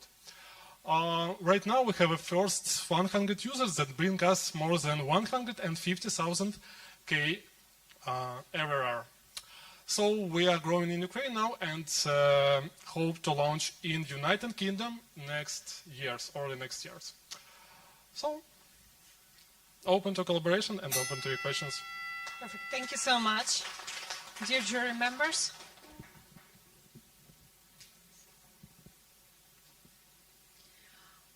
You mentioned that you have a very deep methodology. Yeah. Can you tell us something about this deep methodology behind your product? Yes. So why it's Thank you unique? for those questions. Yeah. The first big problem we see to work with this product, it's about doctors and preventive medicine, let's say, because the biggest problem is that doctors can't work with healthy people. Yeah, and this actually the main problem. And I have a big experience with laboratory diagnostic, and I really knew it's a powerful instrument. And this instrument, if we use this instrument with healthy people, not only for treatments, it's bring a big effect. So our methodology is based, first of all, on laboratory tests to get objective information about your body, about your health level, and then its objective information brings to prevention specialists for health coaches, and also start creating this methodology based on laboratory tests. So all our decisions, it's based on objective data of laboratory diagnostics. And how you chose your next market, UK? Do you have Oh partners yeah, or because why?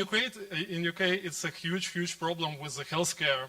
Yeah, it's a worst situation in the world with healthcare. I mean, with NHS and possibility to get healthcare services, especially if you want something about prevention. So it looks like a great market. How do you plan to enter the market? Right now, we made a lot of researches and have some infrastructure in UK. We have our laboratory partners who provide tests for us with home test kits and etc. So right now, we plan some experiments in this field and hope to launch early next week, early next year. How you sell in UK? We plan to collaborate with health coaches and nutritionalists who are already on the market and bring them some solution with some automatizations that increase level of productivity of the specialist. So it will be our first step, actually. How many paying clients do you have? We have 100 early users right now. It's in Ukraine? Yes, it's all in Ukraine. No, it's not for all. It's few people from different countries, from Portugal, from Poland, but it's still Ukrainians, yeah. So it's Ukrainians? Yes. And how much do they pay? Yeah, our rates is from $60 to $100 per 6 months. And what they get?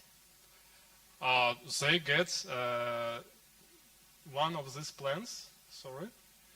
They get, first of all, health control program. They have laboratory checkups during all this period. It's about a year or 6 months. It depends on plans. So they received more than just results. They received automatized report with a deep description of results and etc.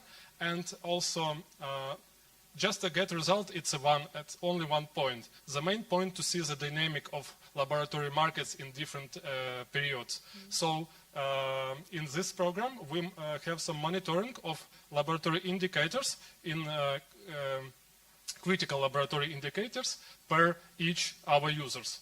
Yeah, and the second level, and the second level, it's work with health coaches. Can I ask about checkup? So it's your home kit, or you have agreement with local? We have a both scenario. We have nursing who come in home and taking a blood, and we have a home test kit.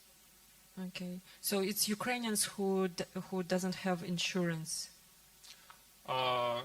It's also Ukrainian who has insurance because we have this co-payment model when our plans can be paid by, for example, user, for employer, and also for insurance. So it can be paid for different. I'm asking because there are another applications almost for free, and because I'm doing the same but with my approach, and I mean personally, and I don't see the reason if you have insurance, because if you live abroad you have it, and you have another application with €5 per month, and you have the same. That is why I try to understand the difference. The main in this story, it's a work with your personal health plan.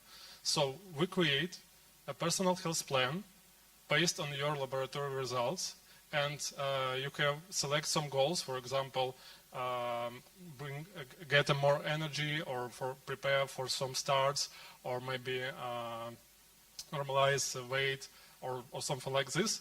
And our health coaches, also with our methodology, create your personal health plan, and this health plan will include nutrition plan, healthy habits plan, and supplementation plan if it's something critical. Yeah, and health coaches and our application will work with you the 6 months or 12 months to achieve your goals on this health plan. So it's a main value. How many hours they spend with me? Sorry? How many hours they spend with me? For user or? Yeah, per user, coach. Per coach? Yeah, it's about our technology, our mission, mission of our tech team to create these solutions that we will, our system should make a decision in 80% of cases, and 20% of cases of decisions will be by health coach. It's about some specific decision. Right now, it's about maybe 8 to 10 hours of health coaches per 6 months. No further question, Your Honor. Thank you. Okay. That's it. Thank you. Thank you. Thank you. That was Naga Startup. And I would like to invite Falcons to the stage.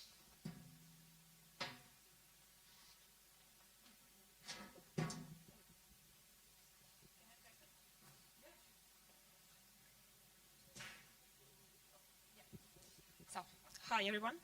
My name is Svetlana. I represent Falcons Company. We need to understand that this war is a new war. The front line is very long. The intensity of hostilities is super high.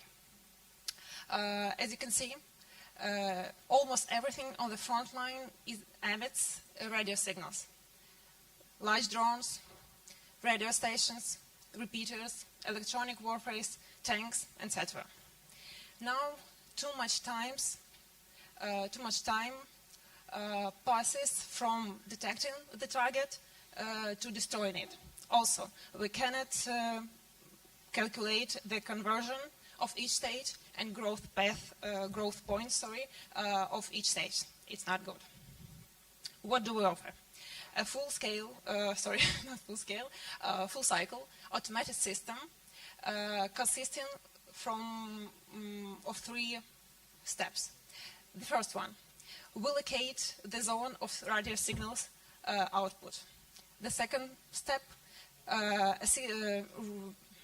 drone will provide us exact coordinates of the target. The third step, our combat drone will eliminate the targets. Now, we have successfully passed the first stage. We have complex of direction finders. It's named Terror. Now it's successfully works on the front line as a separate solution. For further development, we need $1.5 million in investment. Also, I want to add that our team is distinguished by the fact that we combined IT flexibility and real needs of the military, because our team includes active military men. That's all. Thanks. Thank you. Dear jury members, I know that it's not civilian startup. Maybe I surprise you a little bit. So your product is hardware, software? Hardware and software, yeah. Hardware is what exactly again? Hardware as a system, how it... Okay, the system is a system of 3 hardware items. For now, in reality, we have only one, the first one, as works as separate solution, like direction of find the direction. Like we can see where exact radio signals output from the zone. Now it's impossible with usual solutions. Okay. And do another hardware which are coming? The second step is Renaissance drone that can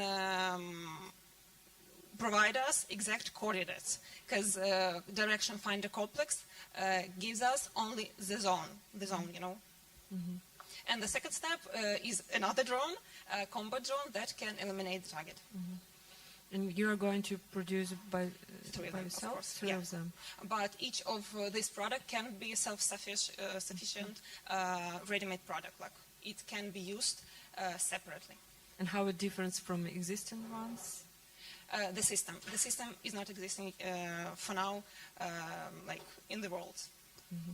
And it's new need, you know, new war, new type of the war, and new needs. Mm-hmm. New niche in the military industry. And did you explore like scalability of it?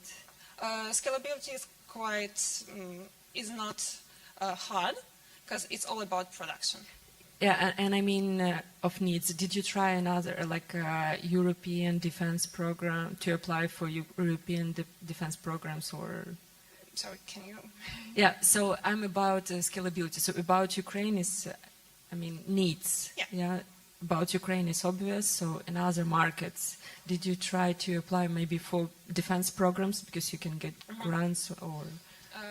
We need to understand that every country now increase their military budget. And this trend will be with us for many, many years, like in the Cold War. So yes, we were speaking discussing this with our partners like in Poland, Estonia, like the closest countries, and they are quite interested in this product because it's all about affordable price. Like it's not $1,000.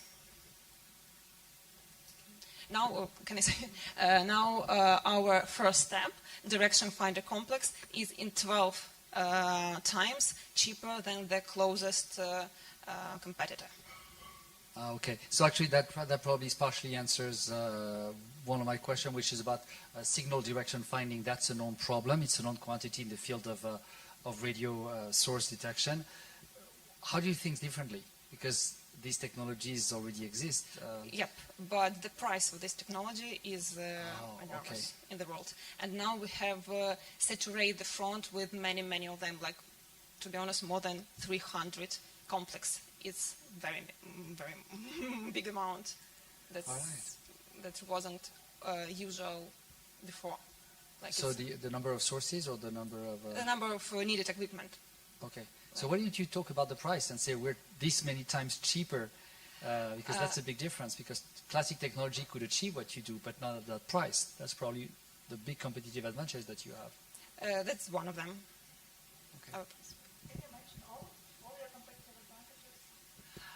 Okay. Okay. Our price, of course, is not the main.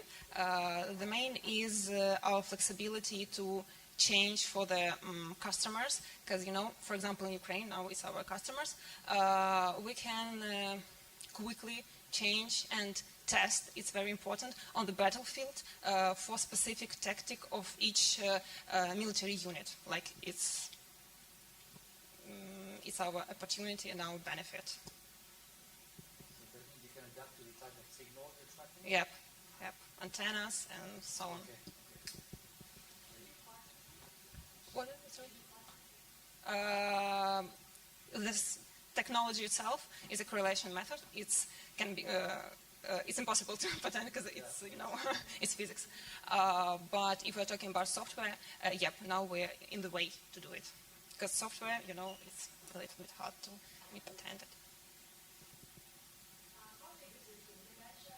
Yeah. Now our full-time. Yeah. As a military startup, we can share much about our team, but I can say that if we're talking about production and software engineering, it's 12 full-time specialists. Our military department is exactly the same. So it's a different part of our armed forces.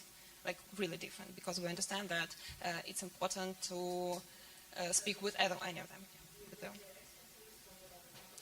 Absolutely.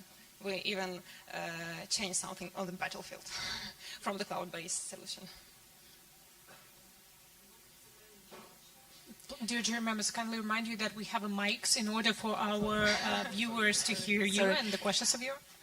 What's the biggest challenge now? We have two big challenge. One of them is money, really, because money is a specialist and we need of them.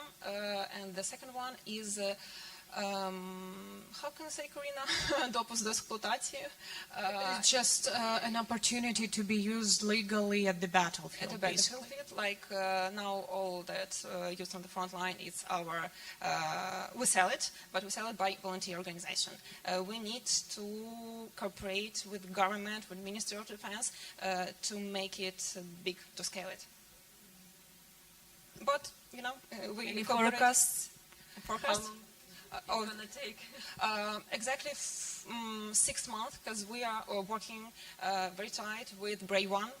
We're resident of them, of this cluster, so I'm sure that they can and we can together do it.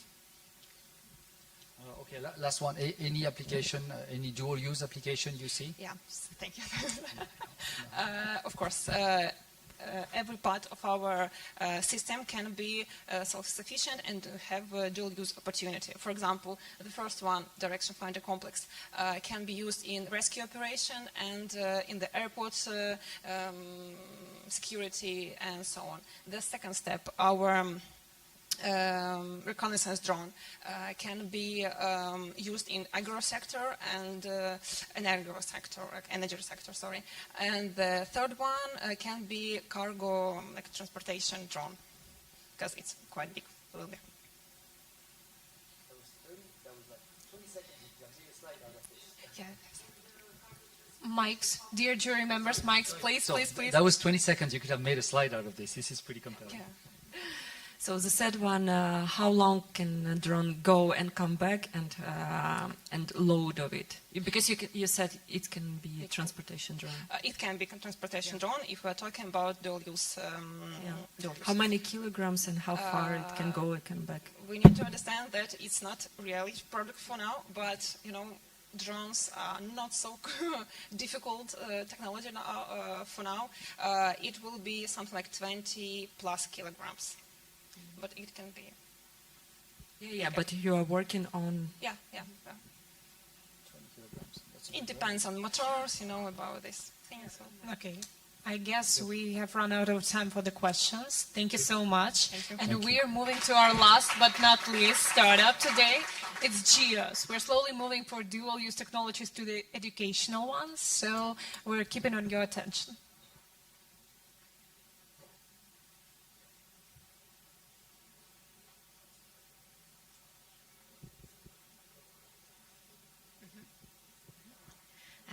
Hi everyone. Did you know that every third student in the world failed to graduate school? I know this problem. I'm a mother of 2 sons and I wanted to them a high quality education and self-realization. But our kids were born in the digital age. They can't focus their attention more than 1 minute in a row. They are boring for long lectures with talking heads. And we created GEOS with TikTok style lessons, animation, gamification, scoring system, and awards. It's easy, like 1, 2, 3. You get to the platform, you take access to our videos and schemes, and enjoy playing math. Learning by playing.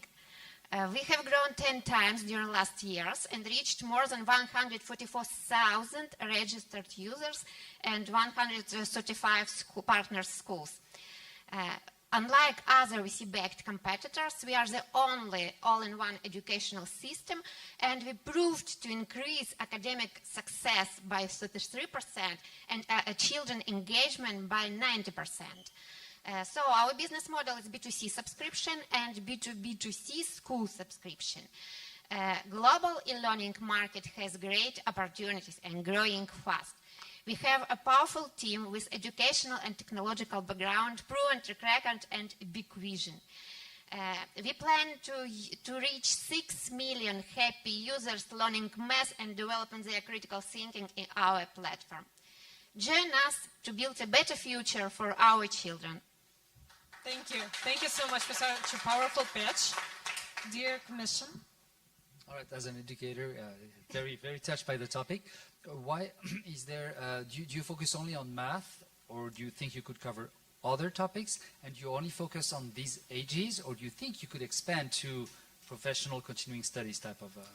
We start from math and critical thinking because I sincerely believe that analytical, creative, and critical thinking is the core of future professions. And we plan to expand our subjects to STEM subjects, not only math, but science, technology. And we started from school children because we think that we should start from school children. And then maybe we will expand it to students and Because millennials are no different, so it's very hard to capture their attention. Yes, I know. Because completion rate, for example, such platforms like Coursera, only 7%. Yeah. Yeah. And in our platform, it's more than 85%. Children, how old are they? Our courses is for secondary and high school, from 5th graders to the end of the school, and our tutoring from the beginning, from first grades to the end of the school. So, how old are they? Because it's different, you know, in different countries. From 10 years till the end of the school. It's our online courses for self-learning, and tutoring from 4 or 5 years to the end of the school. So you have two business models. Yes, I shown. We have two business models, B2C and B2B subscriptions, and just as well as a marketplace for proven STEM tutors. Yeah, and you said tutoring, and the first one is just online courses, so how it look like? First one is online courses for self-learning or for schools, for blended learning. And the second one is marketplace for proven STEM tutors, for one-to-one or one-to-group learning. And share and sales, first or second, which is bigger? We have ARR $223,000 last year, and this year we plan to twice it. Yeah, so from online, what's the share from online or for tutoring? Almost 50-50, because our schools have a huge number of students, and but it's very seasonable. For example, right now is our high season because all schools start the educational year. But tutoring is diversification for us because tutoring through all the year. And what is the main market now? We started from our local market, but we are scaling to the North American market, and we have our 500 paying lessons in the American market.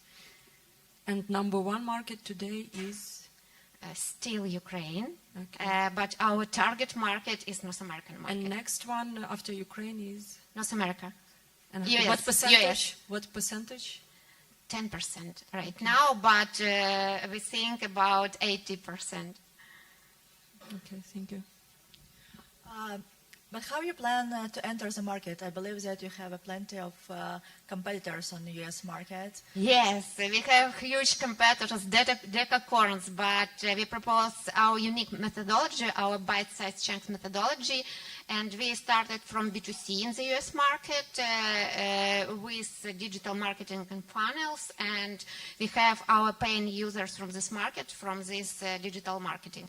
And I'm in the process of negotiation with school districts, but it's quite bureaucratic system in the US, and they said, you know, it will be more than 2 years, I understand. That's why we choose the path through partnerships.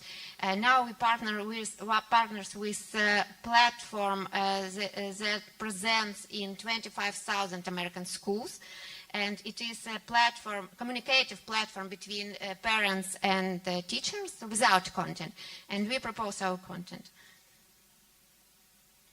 Thank you. Do you have a local market representative, or do you plan to have in future in US? Right now we have our representative in Canada because it's also North American market, and we are looking for a representative in the US. Do you have something to propose? What is the percentage in Canada of your total market?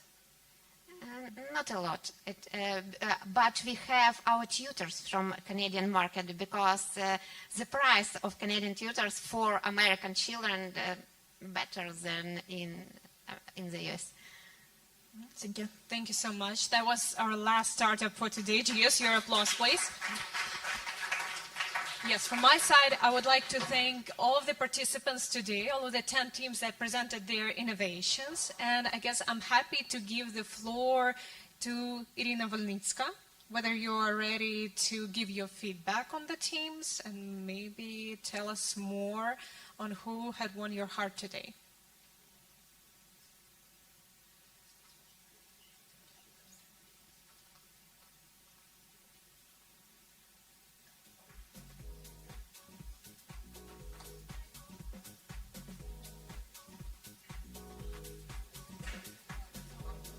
So we will take a 10-minute break to evaluate the winner, 5 minutes. So please do not leave the room. And after that, we will start with the final stage of our event today. It's a deep tech panel, so stay tuned.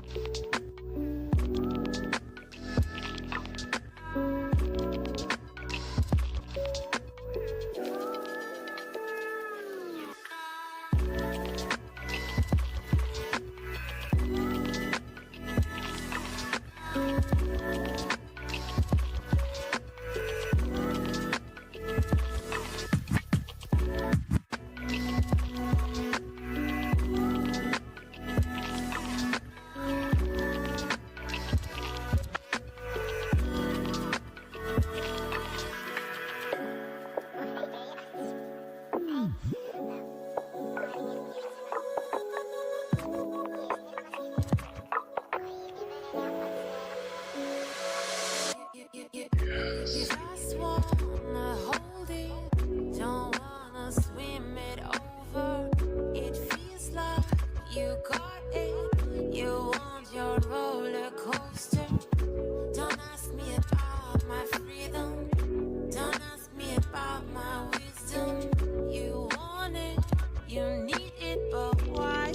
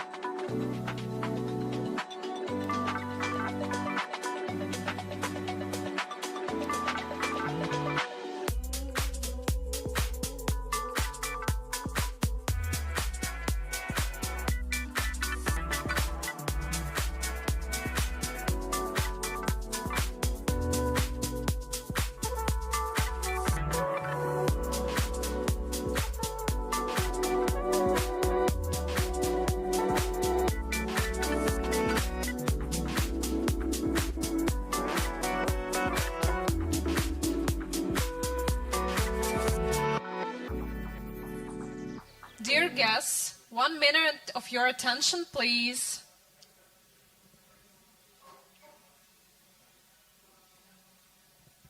Thank you. So, I'm ready to invite Ms. Irina Volnitska, President of SET University, to hear the names of today's winners. Your applause, please. Karina, thank you so much. We couldn't choose one, that's why we chose 3.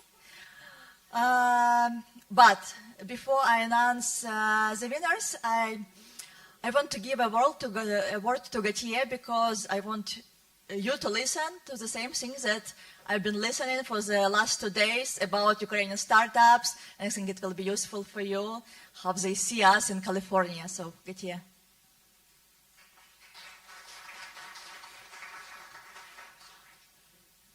Yeah, so I'm on the spot, but yeah, how we see you in California. First of all, you got to know that we love you.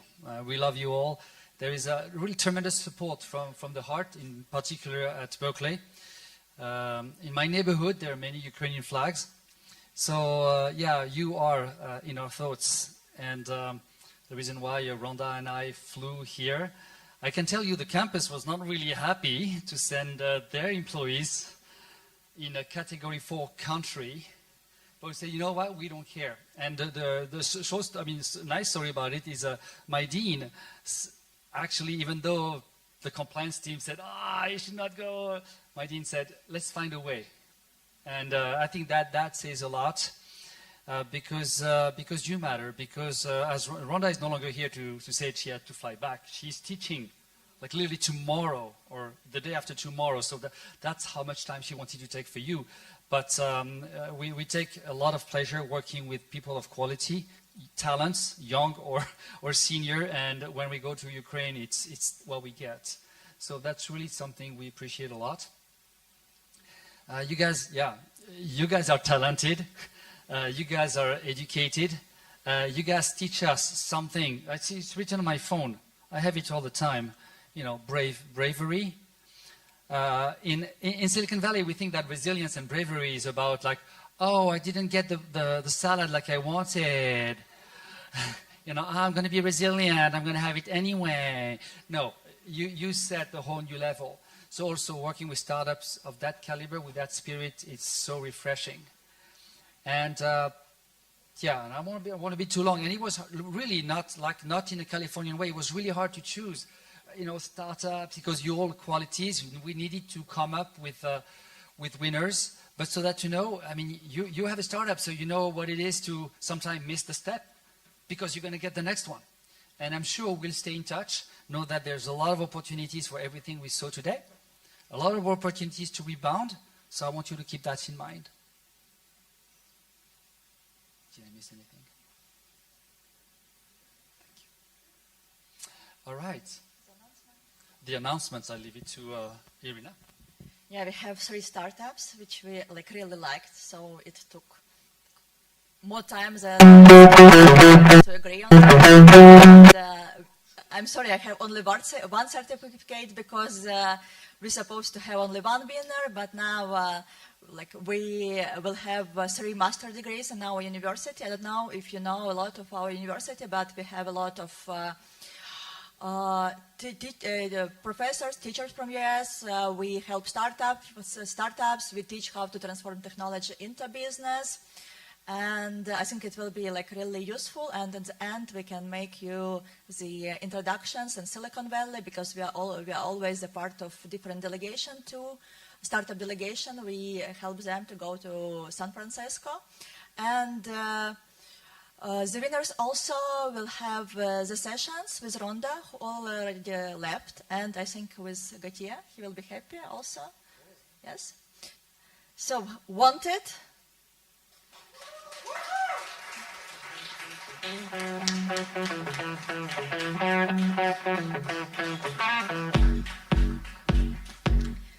Adminix.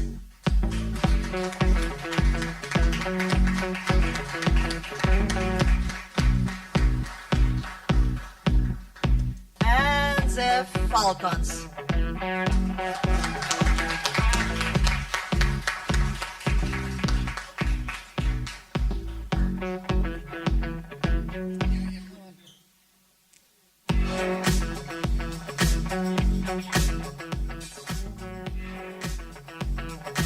Perfect gender balance, by the way.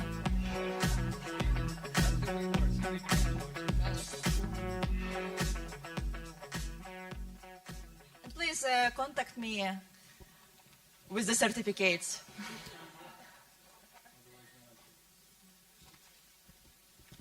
Друзі, дякую, що дожили аж до фіналу. Насправді зараз у нас остання панельна дискусія, але дуже цікава про Deep Tech і як він може розвиватися, як він буде розвиватися в Україні. Тому рада представити модератора цієї панельної дискусії Віталія Кіндратєва, заступник міністра економіки України.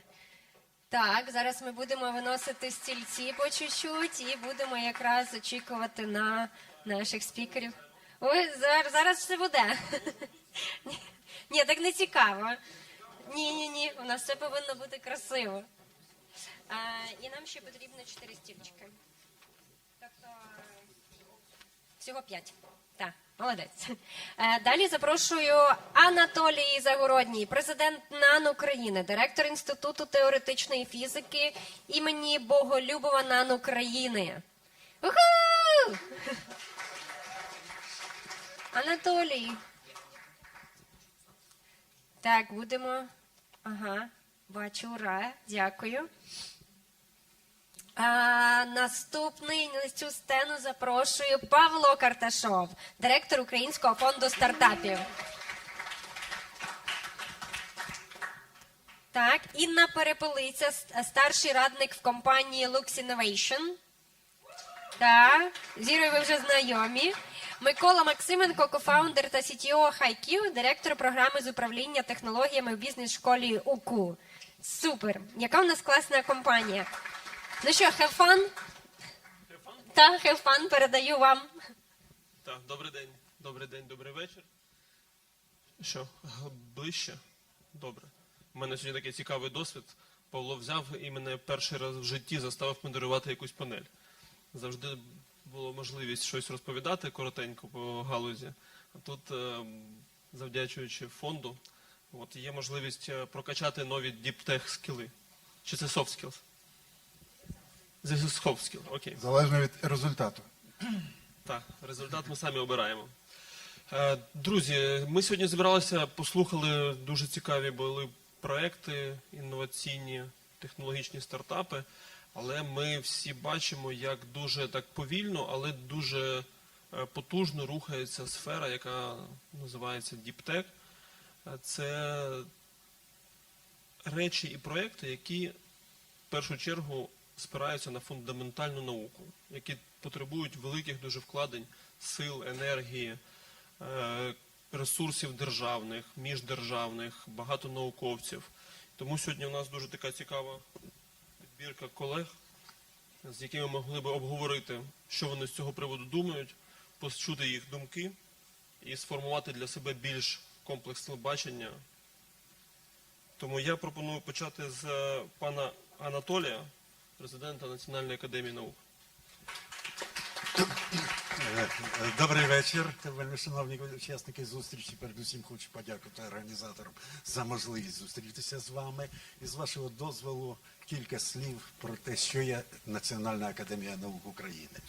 Згідно чинного законодавства, Національна академія наук України – це вища наукова організація, самоврядна, яка заснована на державній власності. І головне завдання академії – це здійснювати і координувати фундаментальні і прикладні дослідження в галузі фізико-математичних, хіміко-біологічних і соціогуманітарних наук. Ми маємо на сьогодні в Академії 147 наукових установ, з них 120 інститутів, решта то є заповідники, дендропарки, дві національні бібліотеки, це теж все Національна академія наук України. Ми маємо близько 26 тисяч працівників, з них 16 тисяч науковців, у тому числі 2,5 тисячі докторів наук і 6,5 тисяч кандидатів наук, а тепер ще й докторів філософії. І це досить потужна команда, яка підтримує, попри всі проблеми, з якими зіткнулася академія сьогодні, як і всі ми, підтримує досить високий рівень фундаментальної науки. І хочу сказати, що Україна все ще посідає дуже гідне місце з цілого ряду напрямів сучасної науки. Це стосується окремих розділів теоретичної фізики, фізики високих енергій, астрофізики, радіоастрономії, фізики твердого тіла, фізики плазми, молекулярної біології, хімії. Можна перелічити фактично майже всі галузі знань, і ви знайдете в кожному з цих напрямів якісь результати, які будуть гідні бути названими результатами світового рівня. Ну, просто для прикладу, якщо є бажання, якщо є час, можу кілька прикладів навести. Ну, скажімо, науковці академії причетні до цілого ряду відкриттів, зроблених в ЦЕРНі на Великому адронному колайдері. Чули, що це таке? Ну, зокрема, одна з таких частинок, квазічастинок Одерон, це просто відкрита з допомогою теоретиків з Інституту теоретичної фізики імені Боголюбова. Ми маємо дуже добрі результати в галузі астрофізики. Скажімо, наші науковці долучені до найновітніших експериментів на всесвітньо відомих космічних телескопах, рентгенівських телескопах, таких як Хаббл і Джонс Веб, тому що це унікальні інструменти, які дають змогу власне покращити наші знання про основи світобудови. І вже потрібно для того, щоб бути допущеним на цих інструментах, потрібно виграти конкурс відповідний і попрацювати. І от уже впродовж першого року на Джеймсі Вебі зроблено унікальне відкриття, а саме визначено хімічний склад так званих молодих галактик. Ну, молодих, щоб ви розуміли, це віком 1 мільярд років. Вони молоді, бо ці галактики, які ближче до нас, це 14 мільярдів років. Так от, з'ясовано, визначено хімічний склад і порівняно з тим, що мають вже старі галактики, і зроблено важливий висновок про те, що хімічний склад галактик формується досить швидко. Цього не було раніше відомо. Потім, знову ж таки, міжнародними колабораціями відкриті екзопланети, нові екзопланети. Що таке екзопланети? Ну, ми знаємо, сонячна система, є Сонце і є планети, які обертаються навколо Сонця. Так само відкриті поблизу дуже далеких зір, відкриті, що теж є планети, які обертаються навколо цих зір, подібно того, як обертається Земля. Це відносно свіжі відкриття, такі, тому і отримана назва екзопланети. Радіотелескоп.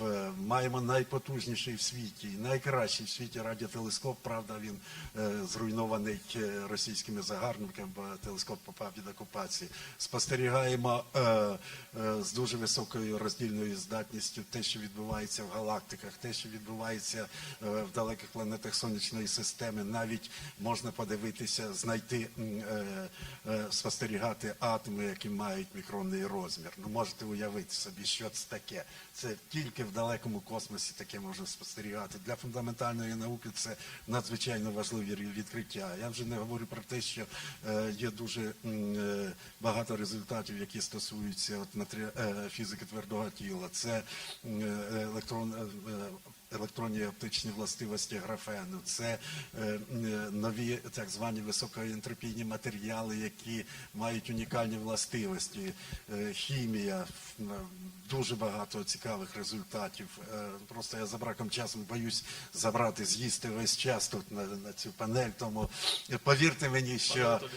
Ми розуміємо, що ви так пішли... Але тепер про те, що це академія не тільки фундаментальні дослідження, а й прикладні. Академія робить дуже багато корисного. Всі знають, що корпуси енергоблоків атомних електростанцій, вони розраховані були там на 40-50 років. Завдяки нашим дослідженням ми маємо сміливість стверджувати, і це підтверджено державними актами, що ми даємо разом з НАЕК «Енергоатом» даємо висновок про те, що корпуси цих атомних енергореакторів можна використовувати далі. А це шалена економія. Ми маємо, ну скажімо, такі інноваційні розробки, як, скажімо, спалювання вугілля. Ну, здавалось би, ну що це за такий результат? Але через те, що антрациту в Україні наразі немає, а теплові ТЕЦ працювали раніше виключно на антрациті, виникла проблема з тим, як спалювати те вугілля, яке ми маємо. Так от завдяки науковцям наших інститутів запропонована технологія, яка дала змогу спалювати звичайне вугілля. І от, зокрема, в цю складну зиму останню Дарницька ТЕЦ працювала якраз виключно завдяки, що були запропоновані технології спалювання цього вугілля. Далі, є проблема. Атомна енергетика в Україні, ви знаєте, вже 55-60%. Але є проблема. Багато комплектувальних частин елементів позначалося з країни-агресора. Наразі це неможливо. Ну, зокрема, потрібно тримати в доброму стані систему управління і захисту цих атомних енергоблоків. Це от ті самі стрижні регулювальні, які поглинають нейтрони. І тільки Харківський фізико-технічний інститут здатен сьогодні в Україні зробити такі стрижні і забезпечити реактори не лише в Україні, а й в Фінляндії, в Чехії, в Болгарії. І це дуже велика проблема. І ми за цю проблему беремося, і ми її вирішимо. Можна ще дуже багато говорити.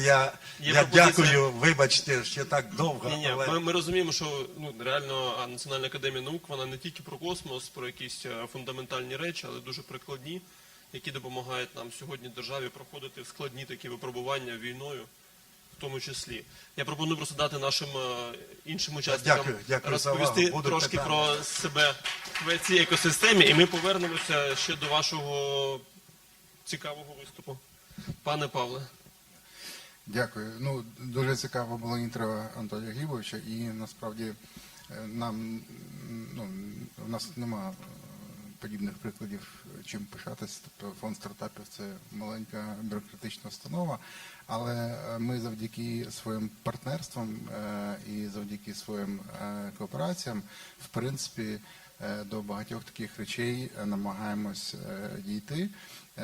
Ми, якщо перших 3 роки опікувалися тільки стартапами, і весь фонд це було там 1, 2, 3, потім 4 грантових програми, то після наш мандат він збільшився, і на сьогоднішній день ми покриваємо не тільки стартапи, але й інновації, технології. І якраз можу сказати, що от з Анатолієм Глібовичем ми, напевно, почали спілкування там ще рік назад, якщо не більше. І ми вже активно налагоджуємо стосунки. Ми от завдяки нашому спілкуванню зробили зріз проєктів підвідомчих інститутів Академії наук, і в нас же є там певна база даних, і ми зараз з цим працюємо.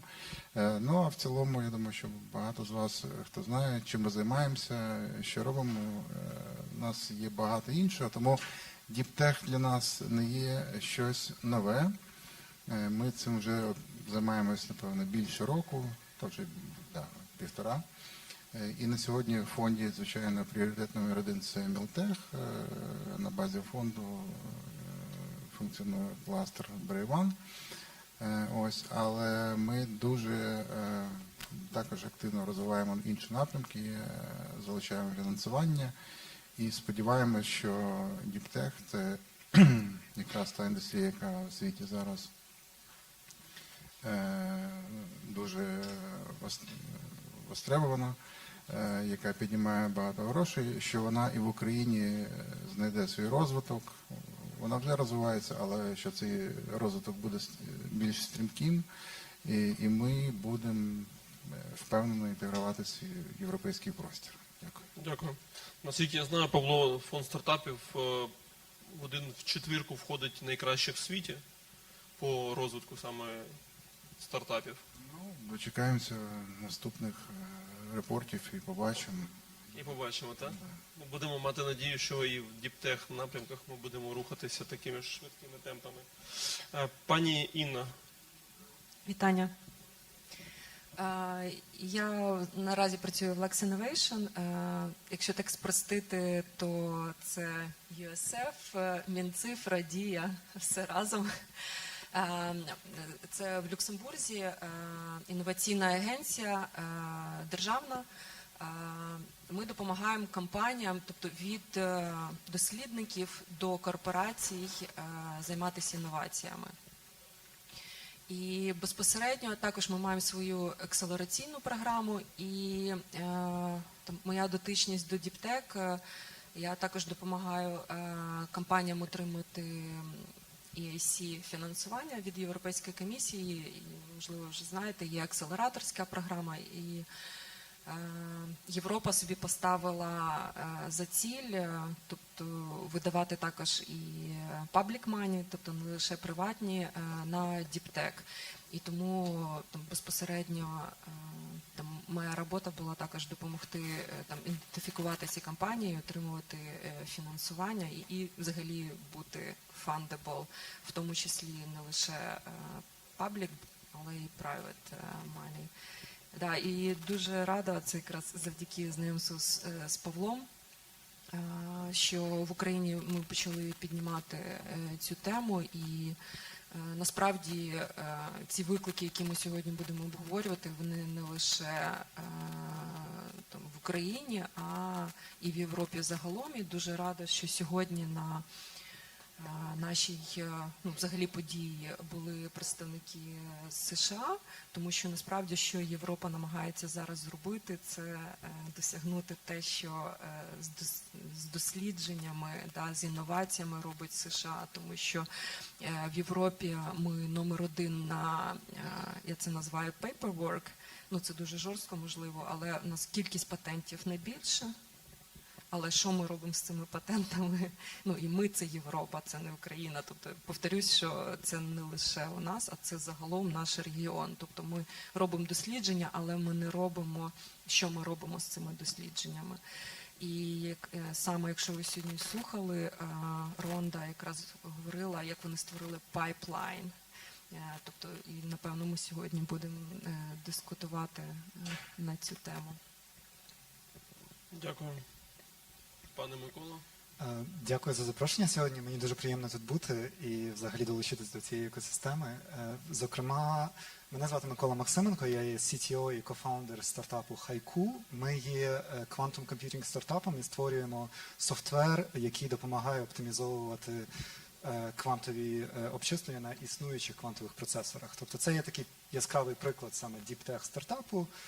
Ми базуємось на наукоємній роботі мене і мого кофаундера. І фактично це почалося з нас двох. Ми підняли недавно раунд в 4 мільйони з інвесторами Силіконової долини і так само кількома хорошими інвесторами з України. І окрім того, я є директором програми технологічного менеджменту в Католицькому університеті у Львові.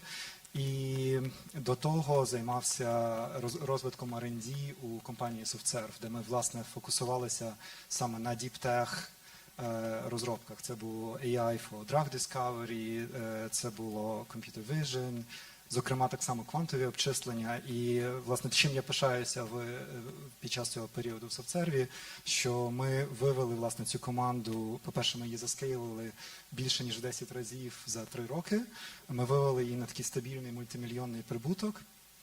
І так само, окрім такого стандартного ревеню з різних бутікових діптех-сервісів для, в принципі, лідерів світових компаній, ми так само піднімали дуже хороші гранти в Європі. Наприклад, нас загалом ми підняли трошки більше, ніж 4 мільйони євро від європейської програми Horizon на розробки в галузі Human-Computer Interaction. І, власне, я сам є науковець, тобто ми з паном Анатолієм знайомі вже давно, тому що я колись був в Академії наук.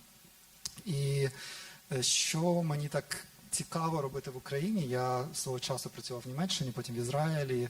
В Ізраїлі, зокрема, от була така цікава дуже екосистема, де майже кожен студент має свою ідею стартапу, і він розуміє, як його дослідження можна комерціалізувати, як дослідження, можуть навіть бути дослідження в глибокій теоретичній фізиці, але студент буде розуміти, як це можна комерціалізувати і вивести в якийсь продукт. І я, як свою місію в Україні, я бачу, власне, допомагати такій екосистемі. Я долучаюся до різних програм навчання, технологічного менеджменту і допомагаю якось прищепити таке вміння в Україні, щоб студенти, які зі мною працюють, принаймні розуміли, що ці дослідження, які ми робимо в стартапі, у нас так само є дуже саме глибокі дослідження в теоретичній фізиці, але ми намагаємось показати, як це можна трансформувати в продукти, які потім будуть мати цінність і можуть змінювати світ там через 5-10 років. Пане Микола, дякую. А ви скажіть, от ви в своїй практичній роботі, коли ви з студентами працюєте, ви бачите ту проблематику, про яку каже Інна, пані Інна, щодо роботи на пейпер, по суті?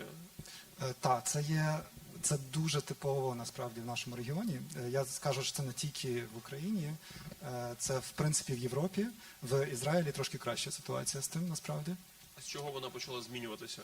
Тобто, як вони цю філософію нову формували, якщо ви можете поділитися? Ізраїль, він відомий як така собі друга силіконова долина, тобто там дуже добре працює екосистема стартапів, і відповідно це вже, мені здається, що це вже культура, певно, прищеплена насправді.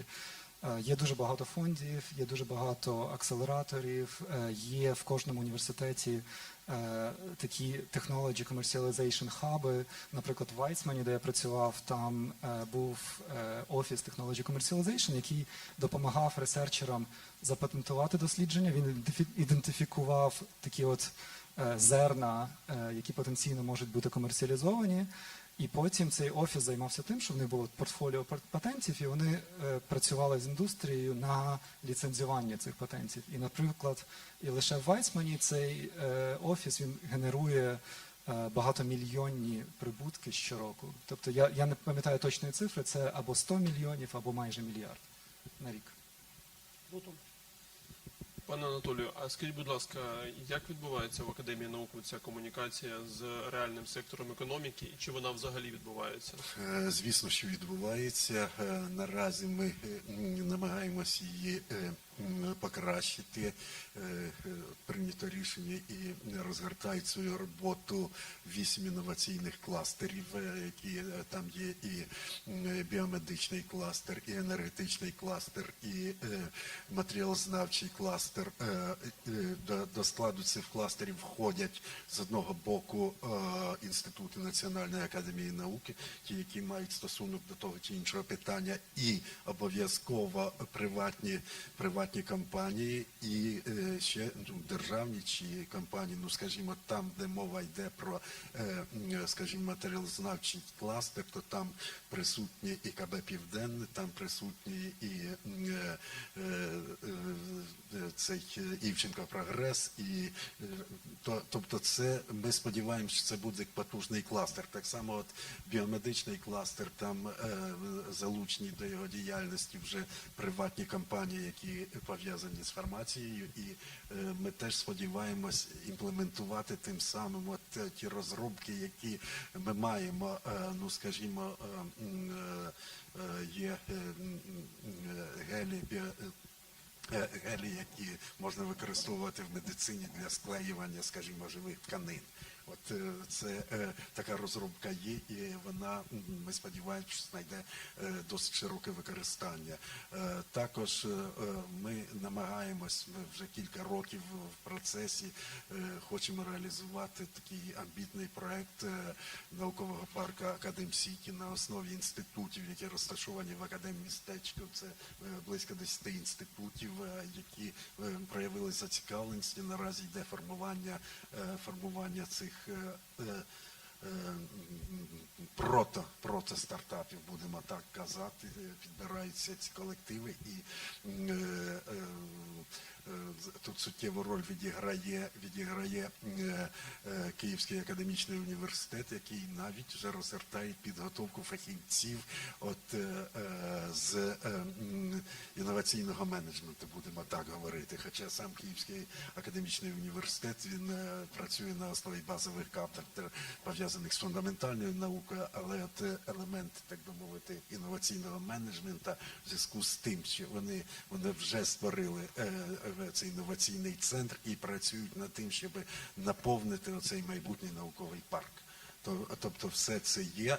Ну і окрім того, ми працюємо, в нас є науково-технічна рада, до діяльності якої залучені всі великі підприємства наукоємні, і саме КБ «Південний», і ДП «Антонов», і «Арсенал», ну всі підприємства, які мають високотехнологічну базу, вони залучені. Ну і ми маємо наразі амбітний проект відродження в Україні мікроелектроніки. Як ви знаєте, мікроелектроніка – це не тільки побутова техніка, це і воєнна техніка. І вийшло так, що в Україні колись вона мала свою мікроелектроніку, але наразі вона її не має. І ми робимо конкретні кроки з тим, щоб це забезпечити. Ну і хочу закликати, от у нас на сайті Академії є розділ «Академія пропонує», там є буклети з науково-технічними розробками, які готові до впровадження. Ви можете зайти на сайт, подивитися, там кілька сотень пропозицій з TRL порядка 3-4 вже є, тобто можна знайти, якщо в когось би була зацікавленість, там можна знайти дуже багато цікавих розробок, які Академія пропонує для впровадження. Ну от наші інноваційні певні кроки. Але будемо рухатись вперед, очевидно, ми усвідомлюємо, що без цього справа далі не піде. Рухатись вперед і назустріч реальному сектору економіки. Безумовно. Ну, не хочеться, знову ж таки, ми запропонували, наразі проводяться економічні обрахунки, запропонували кілька ідей щодо відродження економіки України на основі високотехнічних галузей промисловості. Це титанова галузь, скажімо, це літієва галузь, те, що може, те, де Україна має всі необхідні елементи, а від нас вимагається науковий супровід, який теж маємо. Розробки цікаві, наприклад, для каталізаторів унікальні речі, чи для ванадієвих батарей, там використання тих самих графенових елементів. Це дає змогу підвищити ефективність ванадієвих батарей в рази. І головне, що це всі ці розробки, вони є доступні на сайті Академії наук, і кожен може взяти звідти якісь частини і безумовно, там є контактні дані, можна просто безпосередньо зв'язатися з розробником. Якраз у нас є представник реального бізнесу, який поєднує ці розробки з комерціалізацією. Пані Інна, може ви щось розповісти про свої кейси в цьому питанні? Так, я хотіла поділитися, тобто було питання, чому, і як зробити цю комерціалізацію. Все дуже просто, гроші. Тобто, як формуються бюджети в Україні і в Європі, і як формується бюджет університету, дослідницької установи, це дві різні речі. Одна із складових в США це або від ліцензії, або відсоток від спін-оффа, який пішов. І вони, тобто це стартап, який був створений дослідниками цього університету, і вони потім створили окремо. І цей блок, у них значна стаття. І тому вся система побудована якраз, щоб, і це якраз long-term, тому що це не один раз ви отримали якийсь грант чи один раз. І, в принципі, в Європі вже почали про це змінювати. Знову ж таки, як я сказала, Європейська комісія тому і створила Horizon, так, і там додатково програми, які вже навіть запитують і дослідників, і діптек-стартапи про те, що ти будеш, ну, якщо це дослідники подаються, вони і запитують, ну, по-перше, який technology gap ти in science закриваєш своїм цим дослідженням, тобто це якраз ми потім перейдемо до визначення deep tech, що це таке. І друге, вже там думати, де application того, чого ти будеш, яке відкриття робити в науці. Так, це є ризик, що воно там вистрілить, не вистрілить, але ну, думати в цьому напрямку. І якраз над цією програмою і в Європі допомагали робити американці. Ну, знову ж таки, бо в них це виходило. І також дуже значна, я не знаю, як в Україні називається ця посада, але там в США, в Європі вона також є, але чомусь не... Вони не мають такої значної ролі, як в США. Це TTO, Technology Transfer Officer, Office, ну, менеджер. Тобто це та людина, задача якої знати над розробками, які працюють, і що, ну, про комерціалізацію. І ці люди боги. На іншому континенті у нас, знову ж таки, в Європі, не в Україні. Тому що, ну, коли я хотіла, ну, тобто, моя задача була там більше мати там переможців діптек стартапів, які отримують фондування, і ну, найпростіше б мені було би спілкуватися з TTO і в величезних дослідницьких організаціях, знову ж таки, в Європі також цих людей не було. Ну, тобто, там, наймалися, ще щось. Ну, і для мене це також ознака, ну, і відповідь, да? Тому що, насправді, це як у вас є компанія, але у вас нема бухгалтера навіть на аутсорсі. Тому, так, я не знаю, до речі, от, як в Україні називаються ці люди, чи є вони в нас. Треба провести Ні, TTO, Technology... Треба провести дослідження. Так. Кажу, треба з цього приводу провести дослідження і визначити, чи є вони, і як вони називаються.